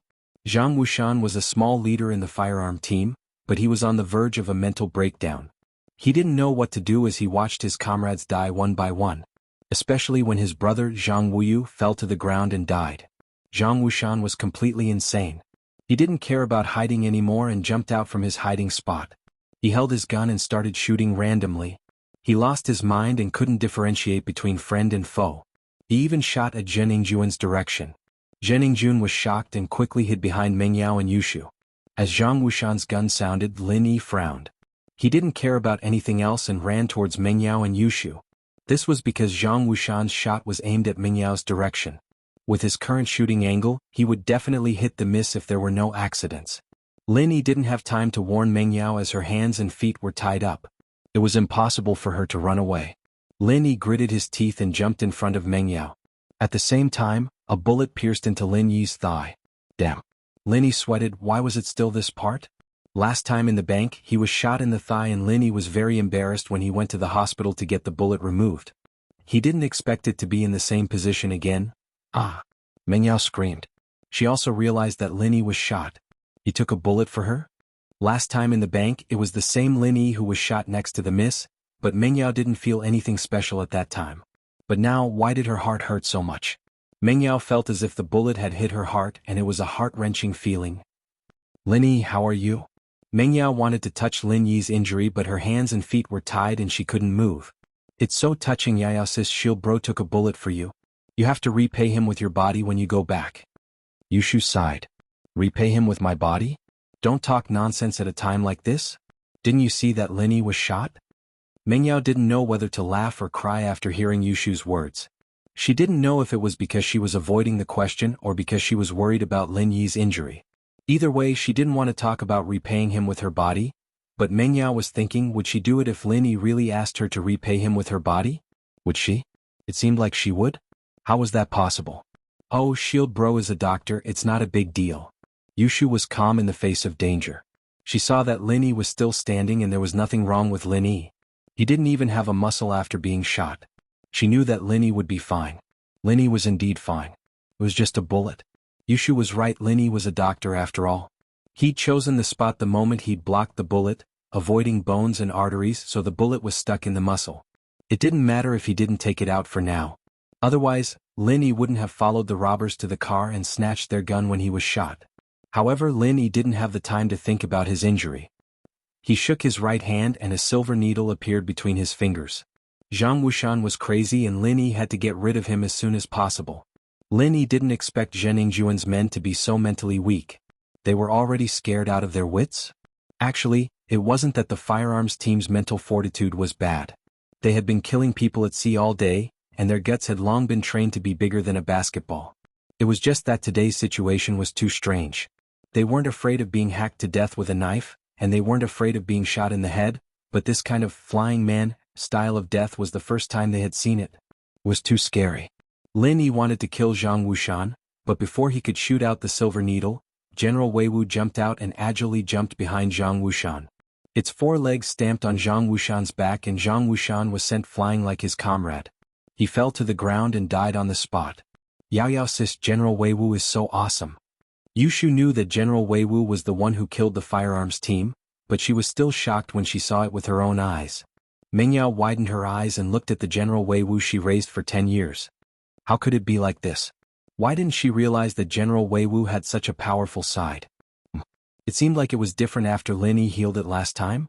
Zheng Ningjun finally understood how his men died. They were kicked to death by a dog? Wasn't this world too crazy? Chapter 888. Your opponent is Mima Zhu had been a famous master for a long time, but he had never heard of a dog that could cultivate, let alone reach the golden class. Was this still a dog? The rest of the members finally knew what attacked them. They all turned their guns from Lin Yi to General Wei Wu, but General Wei Wu's target was smaller than Lin Yi. It jumped left and right to the back of another member. In the end, before the flintlock member could react, he was tragically shot dead by his comrades' random shots. Before he died, he didn't understand why he wasn't kicked to death by a dog, but was killed by his comrade. Did they treat him as a dog? General Wei Wu did the same thing, jumping left and right nimbly. Thus, a few more members of the firearms squad died under the muzzle of their comrades, and the few that survived were kicked to death by General Wei Wu. Master Ma, kill that dog. Kill it now. Zheningjun screamed in horror. He didn't expect a dog to be so powerful that it could kill people with a kick. Ma Zhu nodded and took a step forward, ready to kill General Wei Wu. However, Lin Yi blocked in front of Ma Zhu. Your opponent is me, Lin Yi looked at Ma Zhu and said calmly. He couldn't see through Ma Zhu's strength. A physical master's strength wasn't determined by the amount of energy they had. They increased their level through training their body, so Lin Yi couldn't know how strong his body was. Move, you are not my opponent. Ma Zhu glanced at Lin Yi and said in disdain. Why don't we try and find out? Lin Yi smiled. Perhaps you are right, I am not your opponent, but when I fight a monster above my level, I can occasionally get a critical hit. What critical hit? Ma Zhu obviously didn't understand Lin Yi's words. Since you want to die first, then I will fulfill your wish. Ma Zhu was annoyed. He knew that the members of the firearms team were equally important to his boss. Although they worked for House Zhen, most of the money they earned flowed into his boss's pocket every year. Therefore, Ma Zhu wanted to kill General Wei Wu first to stop it from killing people, but Lin Yi didn't give him the chance. Anger surged in Ma Zhu's heart, but he also knew that it was impossible to save the members of the firearms team. Ma Zhu stared at Lin Yi and a cold light flashed in his eyes. Since he couldn't save the firearms team, then he would vent his anger on Lin Yi's life. In an instant, Ma Zhu's aura was raised to the extreme, but a physical master's aura was much weaker than a spiritual master's. The energy on Lin Yi's body was released at this moment as well. The aura of a mystic early phase peak was even stronger than Ma Zhu, who was a mystic mid-phase peak physical master. Peak of the middle phase of the mystic division? Lin Yi knew that he couldn't pretend to be weak today. His opponent's strength was one level higher than his, how could he pretend to be weak? Although spiritual masters were always stronger than physical masters of the same level, that was only limited to the same level. Even if a spiritual master of the peak of the early phase of the mystic division fought against a physical master of the middle phase of the mystic division, it would still be very difficult. But if a spiritual master of the peak of the early phase of the mystic division fought against a physical master of the middle phase of the mystic division, then the chance of winning would be even lower. This was the situation that Lin Yi was in right now. Lin Yi had never met a master who was so much stronger than him. His face was very serious as he stared at Ma Zhu. He was already in battle mode. Peak of the early phase of the mystic division? Ma Zhu saw Lin Yi's strength and was surprised. Although you're stronger than Li Fu, that old thing, it's useless. Today you're dead. As he spoke, Ma Zhu moved. Both his feet stomped on the ground, and both his palms pressed towards Lin Yi's chest. He trained his defense first and then his attack, so he basically didn't have any moves to speak of. It was a completely head-on stance and all the weak points on his body were exposed, but he didn't care at all. Lin Yi's face darkened. He didn't dare to take a palm from a physical master of the peak of the middle phase of the mystic division. Ma Zhu's stance also made Lin Yi confused. What kind of fighting style was this? It was a stance that didn't care about his life. He only cared about attacking and didn't even know how to protect his acupuncture points. Wasn't he afraid that he would ambush him? But before Lin Yi figured out Ma Zhu's fighting style, he didn't dare to make any moves. As Ma Zhu's palms approached, Lin Yi quickly retreated and barely dodged Ma Zhu's attack. Coward. Ma Zhu saw that Lin Yi actually dodged and ran, and he couldn't help but sneer.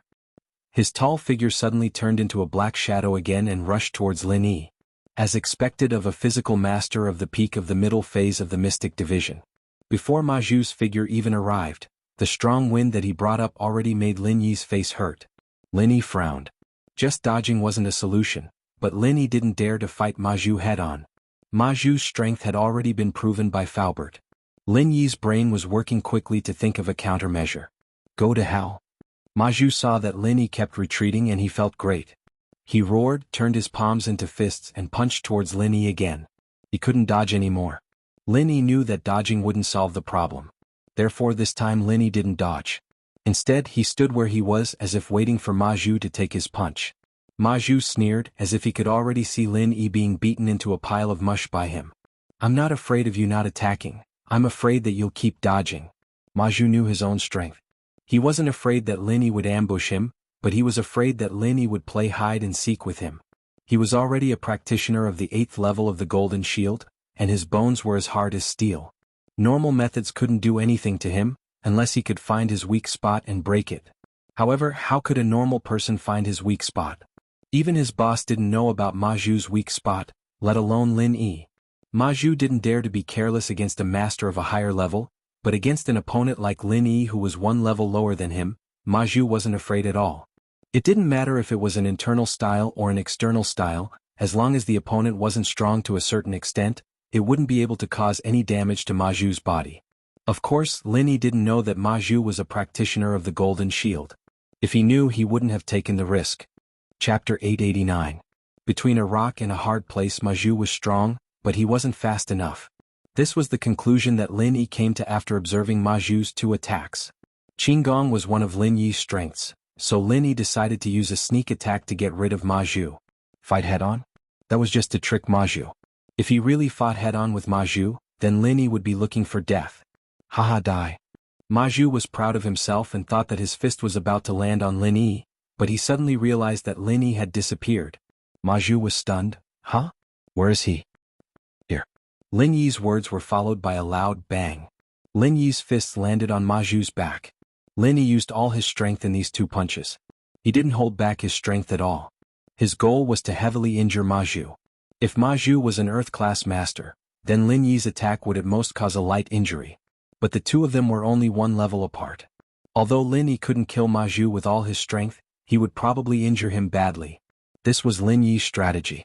He would ambush Ma Zhu a few more times, and he wouldn't believe that he couldn't kill him. Although Ma Zhu was strong, wouldn't it be fine as long as he didn't fight head-on with him? Master once said that if the enemy was stronger than you, then you should avoid them and ambush them when they least expect it. The rules of the martial world were all nonsense to an assassin. The ultimate goal of an assassin was to kill the enemy, not to talk about the rules of the martial world.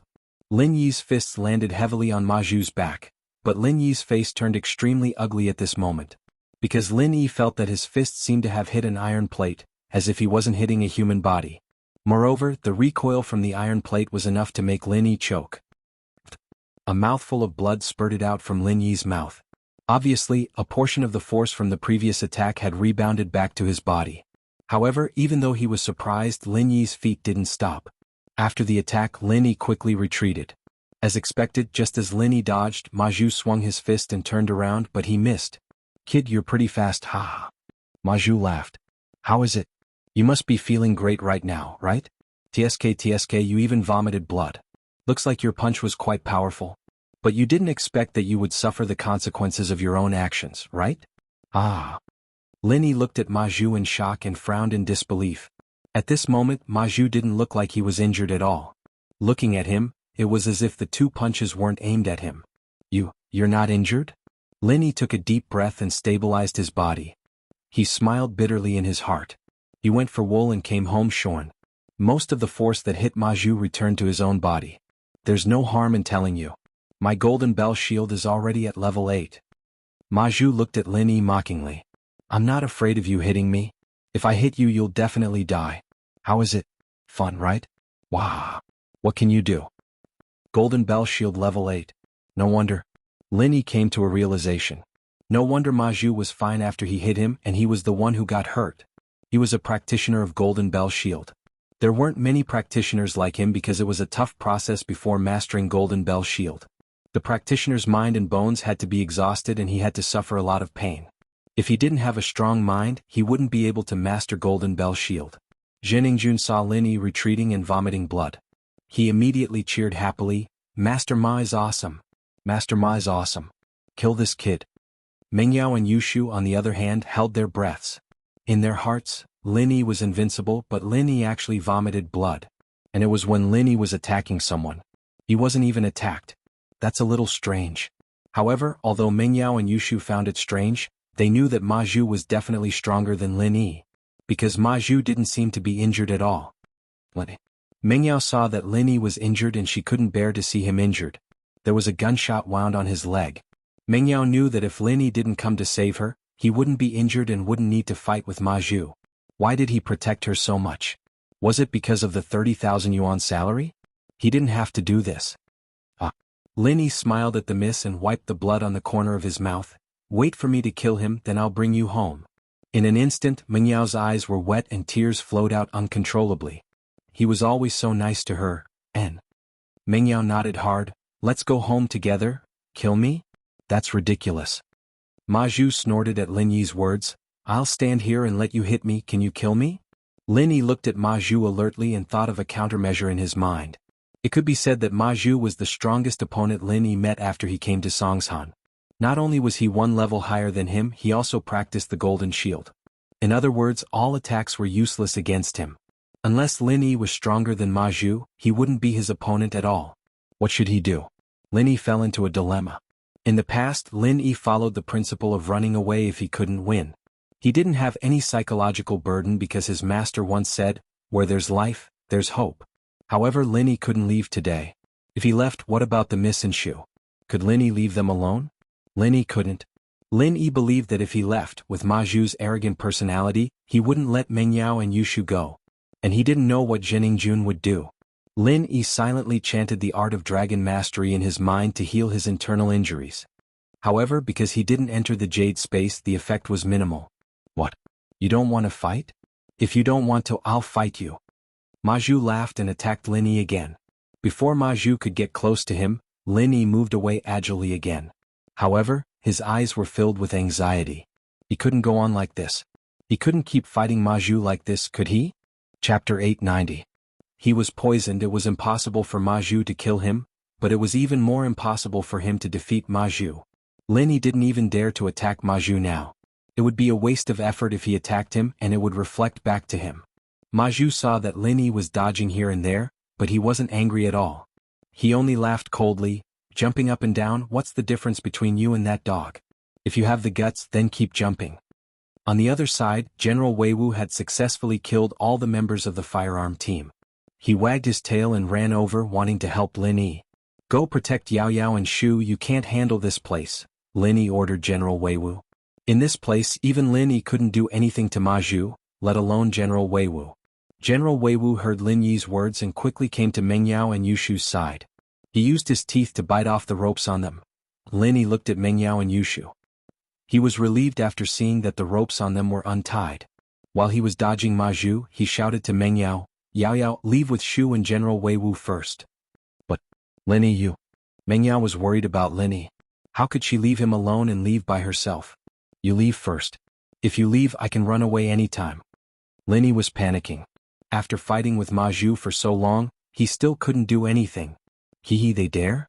Ma Zhu said confidently, "If they dare to leave, I'll kill them first. You can dodge my attacks, but what about them?" Ah. Lin Yi frowned after hearing Ma Zhu's words. He could only give up on the idea of letting Meng Yao leave first.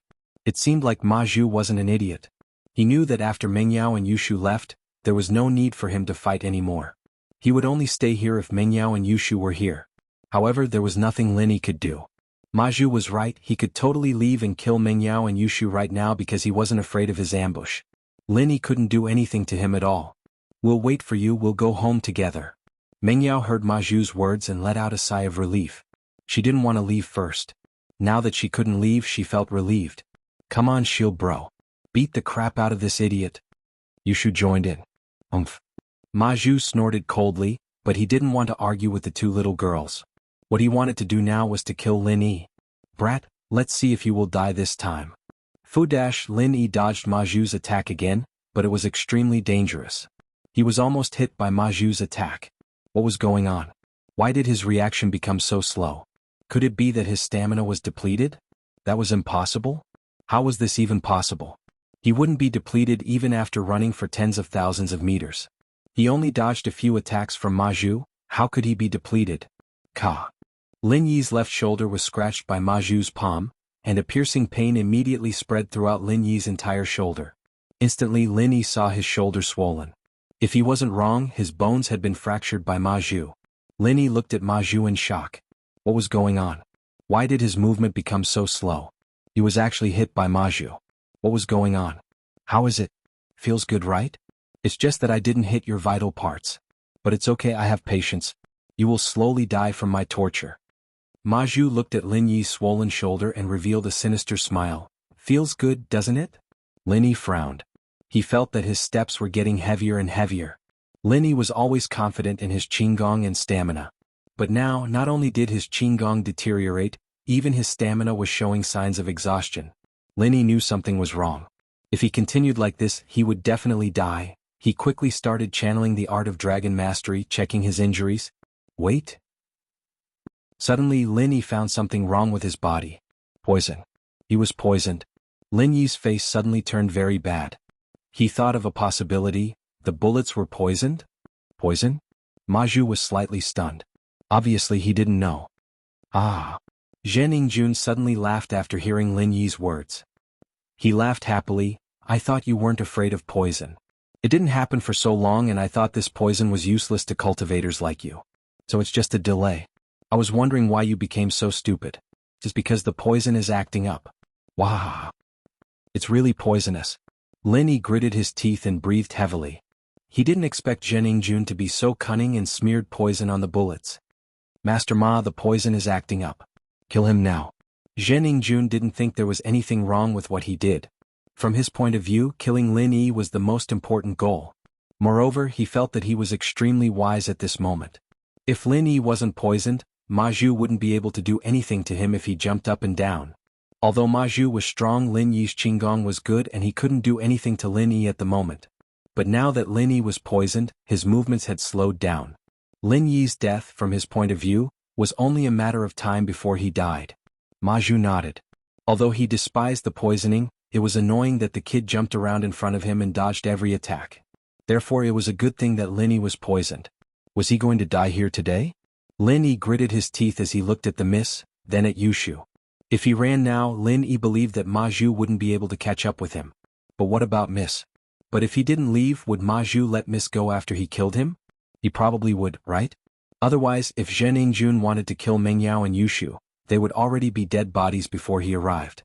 But Zhen Jun didn't do that, which meant that he only wanted to kill him and not Meng Yao and Yushu. If he died, it would cause far less trouble than Meng Yao and Yushu.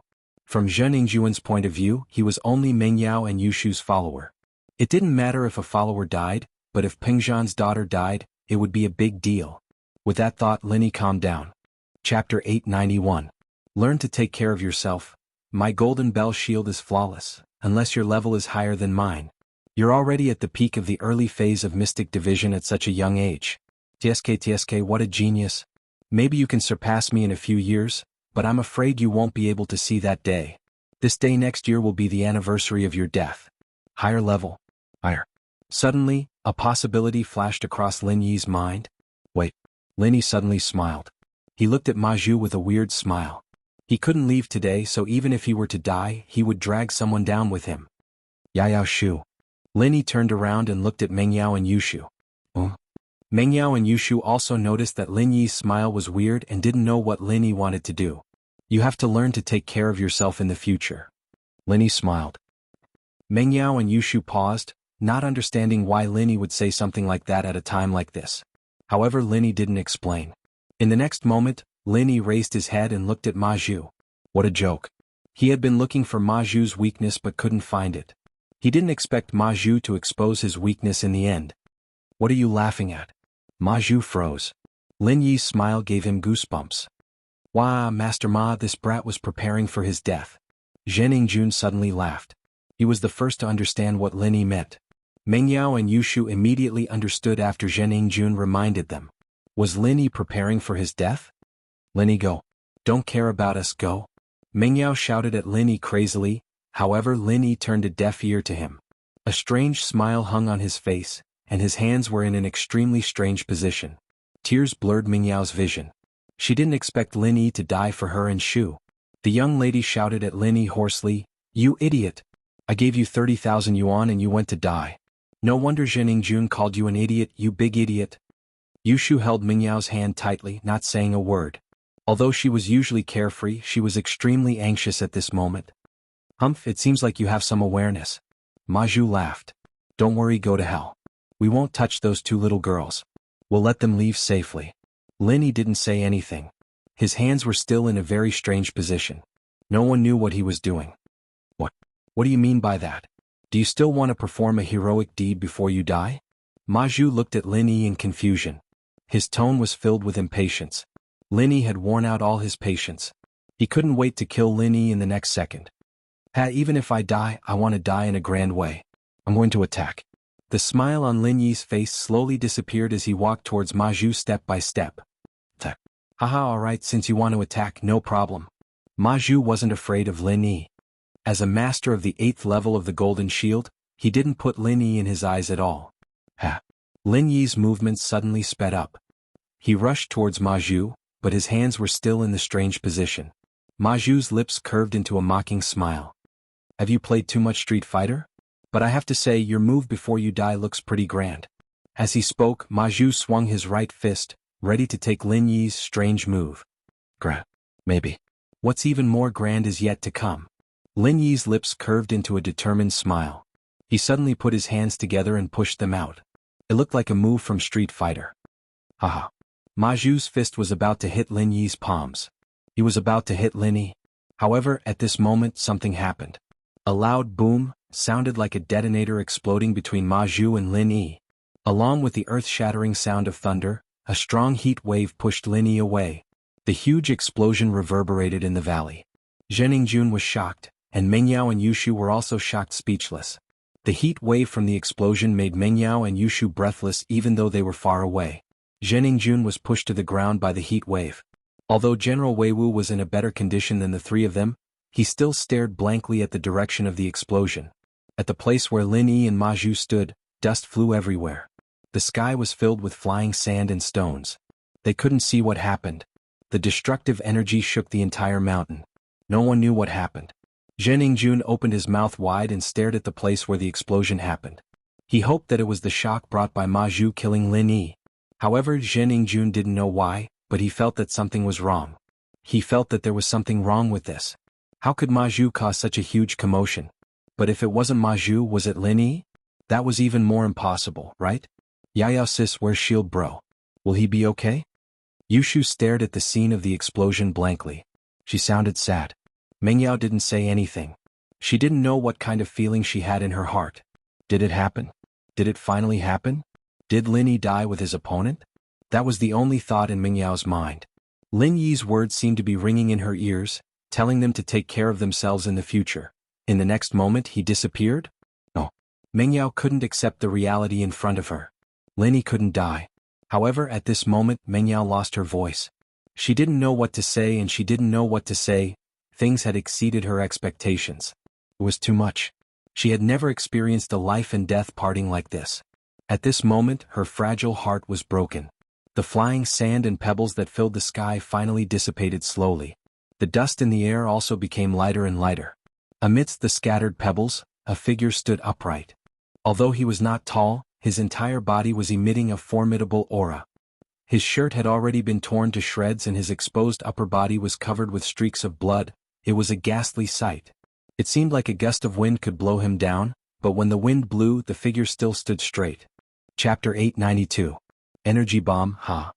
Mengyao looked at the messy figure and laughed. Humph, I knew this guy wouldn't die. He's just a liar. Oh Yao sis, you don't mean what you said. You were so nervous just now. Yushu exposed Mengyao's lie. Mengyao glared at Yushu and ignored her. Zhenningjun was dumbfounded. Where was Ma Zhu? Where did Ma Zhu go? A master with Golden Bell Shield at the peak of the middle phase of Mystic Division? How did he disappear all of a sudden? Zhenningjun widened his eyes and searched the area. However, other than Lin Yi, Ma Zhu was nowhere to be seen. After a while, another figure climbed up from the ruins. This person was Ma Zhu. However, Ma Zhu looked horrifying at this moment. Half of his arm was completely gone, and his ribs were completely caved in. It could be said that the right half of his body had become a pile of rotten meat. Even the right side of his face was no longer recognizable. If it wasn't for the fact that there was no one else here, no one would be able to recognize that this person was Ma Zhu. Fresh blood flowed out of his wound, and his white bones could be vaguely seen. What the hell? That's amazing. He's not dead even after being blown up like this? Yushu was surprised at Ma Zhu's tenacious vitality. Ma Zhu's eyes were filled with astonishment. He no longer had the arrogance from before. He couldn't believe that he was actually injured and it was so serious. It was too miserable. How was this possible?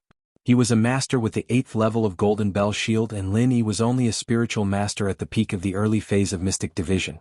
How could he hurt him? Ma Zhu could proudly say that normal bullets wouldn't be able to hit him, but now he was injured and it was a very serious injury. The right half of his body was blown up. His right arm was gone and even his entire shoulder was gone. The right side of his face was a bloody mess and his right leg was only left with white bones. He was barely able to stand up now. Impossible. Impossible. This can't be real. You can't hurt me. Ma Zhu couldn't believe it. He really couldn't. Idiot. Lin Yi glanced at Ma Zhu indifferently. I already told you that I was going to use my ultimate skill, but you didn't dodge it. Do you think you have a lot of HP? Impossible. This is impossible. Ma Zhu was going crazy. He couldn't accept the reality in front of him. Although Lin Yi looked to be in a sorry state, although Lin Yi had a lot of wounds on his body, he didn't lose an arm or a leg. As for himself, Ma Zhu couldn't accept it. His golden bell shield's 8 layers were all destroyed in an instant. His many years of cultivation and his childhood dreams were all shattered at this moment. The body of a physical master was as important as the meridians of an internal master. Once the body was heavily injured, even if it recovered, it would be impossible to regain its previous strength. Especially for someone like Ma Zhu, whose entire body was blown to pieces, his golden bell shield was completely broken. Even if the body recovered, the newly grown flesh and skin would be no different from before. It would be no different from an ordinary person. Even if there was a little bit of golden bell shield left on the left side of his body, what use would it be? If he went out to fight, could he stop the enemy from attacking his right side? Lin Yi didn't bother with Ma Zhu anymore. He had to scare Ma Zhu and Zhen Yingjun away as soon as possible. He knew his own strength. He was only able to stand up now with his last breath. His entire body was like a crossbow. The attack just now was the result of Lin Yi sucking out all the energy in his body, compressing it and releasing it in an instant. Lin Yi had tested this kind of energy bomb on Yukuan once and it was quite effective. However, the amount of energy used to destroy Yukuan's meridians was far less than what he used today. This time it was Lin Yi's crazy and risky decision. He had no other choice but to do it. Ma Zhu was a practitioner of the Golden Bell Shield. No matter what kind of attack Lin Yi used, it was useless against him. Even sneak attacks and assassinations were useless because Ma Zhu wasn't afraid of being attacked at all. Just when Lin Yi was anxious and helpless after being poisoned, Ma Zhu exposed his weakness and said something. Perhaps Ma Zhu didn't think there was anything wrong with what he said, but it gave Lin Yi a huge inspiration. Ma Zhu said that the Golden Bell Shield was flawless unless Lin Yi's level was higher than his. From Ma Zhu's perspective, Lin Yi's strength couldn't be higher than his. If Lin Yi was, he would have won a long time ago. However, Lin Yi didn't think so.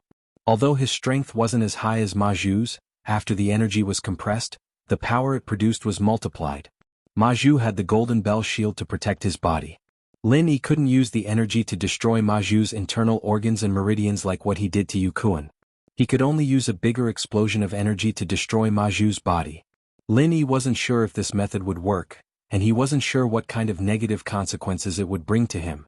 This was because even if he quickly retreated the moment he released the energy, the remaining energy from the explosion could still affect him. In order to injure Ma Zhu, Lin Yi had no choice but to use the last bit of energy in his body. With the thought of success or failure, he released the scariest energy bomb in history. Fortunately, he succeeded. Ma Zhu was crippled by the explosion. His Golden Bell Shield was directly destroyed by his own energy. However, even so, the defense of Ma Zhu's Golden Bell Shield still made Lin Yi speechless. Lin Yi knew clearly how powerful the energy bomb was. There was a deep pit in front of them. The cut was smooth and straight as if it was cut by a sharp sword. The rock was like that, but Ma Zhu was only injured and not dead. Lin Yi didn't know if Ma Zhu still had the ability to fight, but he knew that he didn't. If it wasn't for his strong willpower, he wouldn't be able to last until now, let alone stand up. However, he had to stand up and pretend that he wasn't injured. He had to scare Ma Zhu and Zhen Yingjun away. Otherwise he, Mingyao and Yushu would all be in danger. So Lin Yi ignored Ma Zhu and turned to Zhen Yingjun. He said coldly, "Now it's your turn." Chapter 893. How about juice? Don't come near me. Zhen Yingjun stepped back subconsciously. Suddenly he saw Mingyao and Yushu from the corner of his eyes. He quickly pulled out a gun from his waist and sprinted over, aiming at Mingyao. "Don't come over. Surrender now or I'll kill her." Lin Yi was stunned. He didn't expect Zhen Yingjun to react so violently. He must be scared out of his wits. Lin Yi couldn't help but smile bitterly. Did he overshoot himself? He wanted to scare Zhen Yingjun and ask him to leave with Ma Zhu so that he could find a place to heal himself. He didn't expect Zhen Yingjun to threaten Mingyao with a gun instead. Bang! A muffled sound was followed by a heart-wrenching scream. It wasn't a gunshot but the sound of bodies colliding. In the next moment, Zhen Yingjun's gun fell to the ground. He covered his crotch with both hands, his eyes popped out, and he panted heavily as he screamed in pain. "Yeah. Yushu made a V shape with her hand and clapped. I'm so good, I kicked Jiningjun into a real eunuch. Yushu used all her strength in her kick and Jiningjun was in a tragedy. He didn't expect a weak girl to attack him first. Wasn't she afraid that he would shoot? However, he was in so much pain that he couldn't ask the question. Mengyao smiled, but she still felt that Yushu was too reckless. Shu, aren't you afraid that he will shoot me? You are so brave. How are you going to be the mistress if I die? Oh Yao sis, you finally decided to marry me? Yushu said happily. He can't kill you because he didn't turn on the safety. I observed him before I kicked him. How did you know? Mengyao was surprised. She didn't expect Shu to be so reckless. She did it after observing him carefully. My brother brought me to the army to play with guns. Yushu picked up Zheningjuan's gun on the ground. Look, Yao sis, the safety is here. Don't move, the gun might go off by accident. Mengyao said worriedly to Yushu. Throw it away. Yushu pulled the trigger just as Mengyao finished her sentence. Oh. Yushu stuck her tongue out as she tossed the gun to the ground. It really did go off. Ouch. Zheningjun rolled his eyes and almost cried. He'd been hoping that Yushu's kick wouldn't cause him any serious internal injuries, and he'd just have to get Yao Wang to take a look at him. Maybe he'd be able to recover, but Yushu had shot him in the crotch. That hope had been dashed to smithereens. The gun was fired by accident and it was quite accurate. Although Maju's body was in pain, he couldn't watch Yushu kill Zheningjun. His boss told him to protect him, he couldn't run away alone. With that thought, Maju gritted his teeth and flew over. He picked up Zheningjun and glared at Lin Yi with hatred before quickly descending the mountain. Maju didn't know why Lin Yi didn't kill Zheningjun. It was probably the same reason why Zheningjun didn't dare to kill Mengyao and Yushu. With that thought he was relieved. At least Lin Yi wouldn't chase after them. He didn't know that Lin Yi couldn't kill him even if he wanted to now. Just as Maju left, Lin Yi finally couldn't take it anymore and fell to the ground. Huh? Where's Shield Bro? Yushu wanted to cheer for Lin Yi, but in the blink of an eye, Lin Yi disappeared. Lin Yi! Mengyao's eyes were sharp and she saw Lin Yi fall to the ground. She ran over subconsciously. Lin Yi, how are you? At this moment Lin Yi's face was pale. His eyes were slightly closed, but he didn't faint. He said in a weak voice, help me to a quiet place, I need to heal. Okay. Mengyao saw that Lin Yi wasn't dead and she was overjoyed. She quickly reached out to help Lin Yi. But Lin Yi was simply too weak. He didn't have an ounce of strength left in his body. He tried to stand up with Mengyao's help, but he couldn't. Mengyao saw how weak Lin Yi was and her heart ached. She wanted to carry him, but she hesitated. She wasn't his girlfriend, it wasn't good to hug him. If this news got out, how could she get married in the future? Mengyao valued chastity very much. This was also the reason why she had such an intense reaction when she kissed Lin Yi. She felt that a girl should be loyal to one person. The only person who could be intimate with her was her boyfriend, her future husband. However, Lin Yi became like this because of her. He almost gave up his life to defeat Maju. Why should she care about this? At most, she wouldn't marry anyone. If no one wanted her, she could just marry Lin Yi. Besides, when she was in the hospital, he had already seen her naked. Why should she care about this? Even Mengyao herself jumped in fright at the thought. Was this what she was thinking? Mengyao was confused about her future. Looking at Yushu, Mengyao gritted her teeth and reached out to carry Lin Yi. However, she realized that Lin Yi was too heavy. If she carried him alone, she was afraid that she would fall on Lin Yi. She could only say, Shu, come help me. What are you standing there for? Oh, I thought Yao sis wanted to monopolize Shield Bro. Yushu quickly ran over to help. Mengyao was speechless. She and Yushu carried Lin Yi to the cave and placed him on the ground carefully. Then she asked, alright, what should I do now? Use a knife to cut open the gunshot wound on my leg. Take out the bullet and let out the poisonous blood. Clean it. Before Lin Yi entered the jade space, he had to take out the poisonous bullet. Although according to Lin Yi's judgment, the poison on the bullet wasn't too strong or he would have died a long time ago, he couldn't be careless. Who knew if there would be trouble after a long time? Shu, go get the mineral water. Mengyao said hurriedly. But Yao sis, the mineral water was poured out earlier. Look, there's still water. Yushu's face was bitter. She pointed at her masterpiece and said, is juice okay? Mengyao was speechless. She looked at Lin Yi and asked. Chapter 894. Or it'll be a loss. Oh, I'll go get some now then. Yushu, on the other hand, was worried about Lin Yi's injuries as well. She got up to get some water from the bottle. Let General Wei Wu stay with you. It can find you and keep you safe. Lin Yi said. Okay. Yushu ran out of the cave and went to get water with General Wei Wu. What do I do now? Meng Yao had never experienced something like this before, and she didn't know what to do. Yushu was gone and she didn't know what to do. There's a dagger on the side of my shoe, take it out, cut open the wound on my leg and take the bullet out. Lin Yi really didn't have any strength left. It was already a miracle that he was able to talk without fainting. Okay. Meng Yao didn't dare delay. She bent down and found a dagger on the side of Lin Yi's shoe. She looked at the wound on Lin Yi's leg and hesitated. You take off your pants? You're not helping me? Lin Yi smiled bitterly. He didn't have the strength. If it weren't for the urgency of the situation, Lin Yi wouldn't have let Meng Yao do something like this. She was a newbie and she didn't even know how to remove a bullet. Lin Yi was worried that she wouldn't be able to do it. But Lin Yi really had no other choice. Lin Yi wouldn't be able to last until reinforcements came down the mountain. He had to get the poison out of his body before he fainted. Oh. Meng Yao blushed. She knew that Lin Yi didn't have the strength to take off his pants, but it was embarrassing for her to do it for him. The miss clenched her teeth and used her trembling hands to touch Lin Yi's belt, but because of her nervousness, she couldn't open the belt buckle no matter how hard she tried. She was so anxious that her forehead was covered with sweat.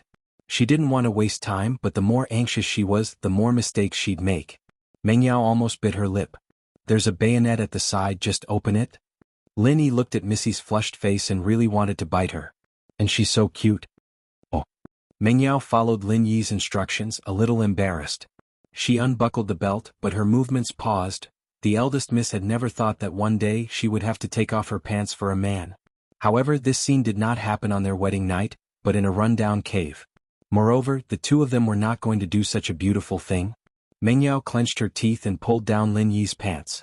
Lin Yi found the miss expression funny. Why was she acting like a gangster? Inside the trousers, Lin Yi was only wearing a pair of shorts. The young miss's heart was in her throat again. She didn't dare to look, but she had to because right now time was life. The miss was very clear about this. Can you open your legs? The miss pursed her lips, completely different from her usual self. At this moment she was like a shy little wife looking at Lin Yi. She wanted to reject him, but at the same time she wanted to welcome him. Lin Yi moved his legs with difficulty, and Meng Yao suddenly realized that Lin Yi was injured. How could he move? She quickly reached out to help Lin Yi. However, Lin Yi tried his best to open his legs, and Meng Yao also wanted to help Lin Yi. The two of them moved at the same time, and Meng Yao's hand touched something she shouldn't have touched. And so Lin Yi had a very evil and disappointing reaction. And then the miss face turned even redder, like a cooked lobster. Lin Yi smiled bitterly. How could he have a reaction in this situation? This was too evil. Meng Yao didn't know what to do. The impact of today's events was too big. You touched me in the hospital, and today, I'm the one who's at a disadvantage. Meng Yao incoherently tried to defend herself from the embarrassment. Lin Yi looked at the miss who was using such a weak excuse to defend herself. He found it funny. So, the miss had such a cute side to her. Under her usual cold appearance, there was a cute and passionate heart. Okay. But I can't hold it anymore. After you help me take out the bullet, you can touch me however you want. Lin Yi also joked. Although Lin Yi's joke was a little inappropriate, it became an important spice in the atmosphere. Meng Yao heard Lin Yi's words and glared at Lin Yi. She laughed and raised the dagger in her hand. Do something naughty again and I'll cut you. Meng Yao wouldn't have said something like this if this was a different time and place, but with Lin Yi's joke, Meng Yao regretted it as soon as she said it. She shut her mouth after saying it. But these few jokes made Meng Yao let go of her shyness, and she started to study Lin Yi's wound. What do I do? Meng Yao asked. Cut open the wound and take out the bullet. Lin Yi said. How do I do that? Meng Yao didn't know where to start. Whatever you like, do it however you want. Lin Yi said. Does it hurt? Meng Yao couldn't bring herself to do it. Yes, but if you don't do it, I might die from the poison. Lin Yi frowned. I don't know what poison Jiningjun made, but it has a suppressive effect on the human nervous system. If I don't take it out, there might be a problem. Lin Yi was afraid that he would go into a coma after the poison took effect instead of entering the jade space. Fainting from exhaustion was different from fainting from being poisoned. Lin Yi didn't dare to take the risk. Meng Yao heard that Lin Yi would die if she didn't take out the bullet. She was so scared that she didn't care anymore. She clenched her teeth and held the dagger in her hand. She started cutting the wound on Lin Yi's leg with trembling hands. Miss, you need to use more strength, be more ruthless. You're playing with death by 1,000 cuts right now? Lin Yi was speechless as he watched Meng Yao cut herself bit by bit. This is one of the 10 great tortures of the Qing dynasty. Meng Yao's face reddened as she nodded. She finally increased the strength of her grip, but it was more of a test than anything else. Luckily, Lin Yi's dagger was fast and Lin Yi's endurance was strong. Otherwise he would have collapsed. The wound was finally cut open by Meng Yao. She could vaguely see the bullet inside, but Meng Yao didn't know how to do it.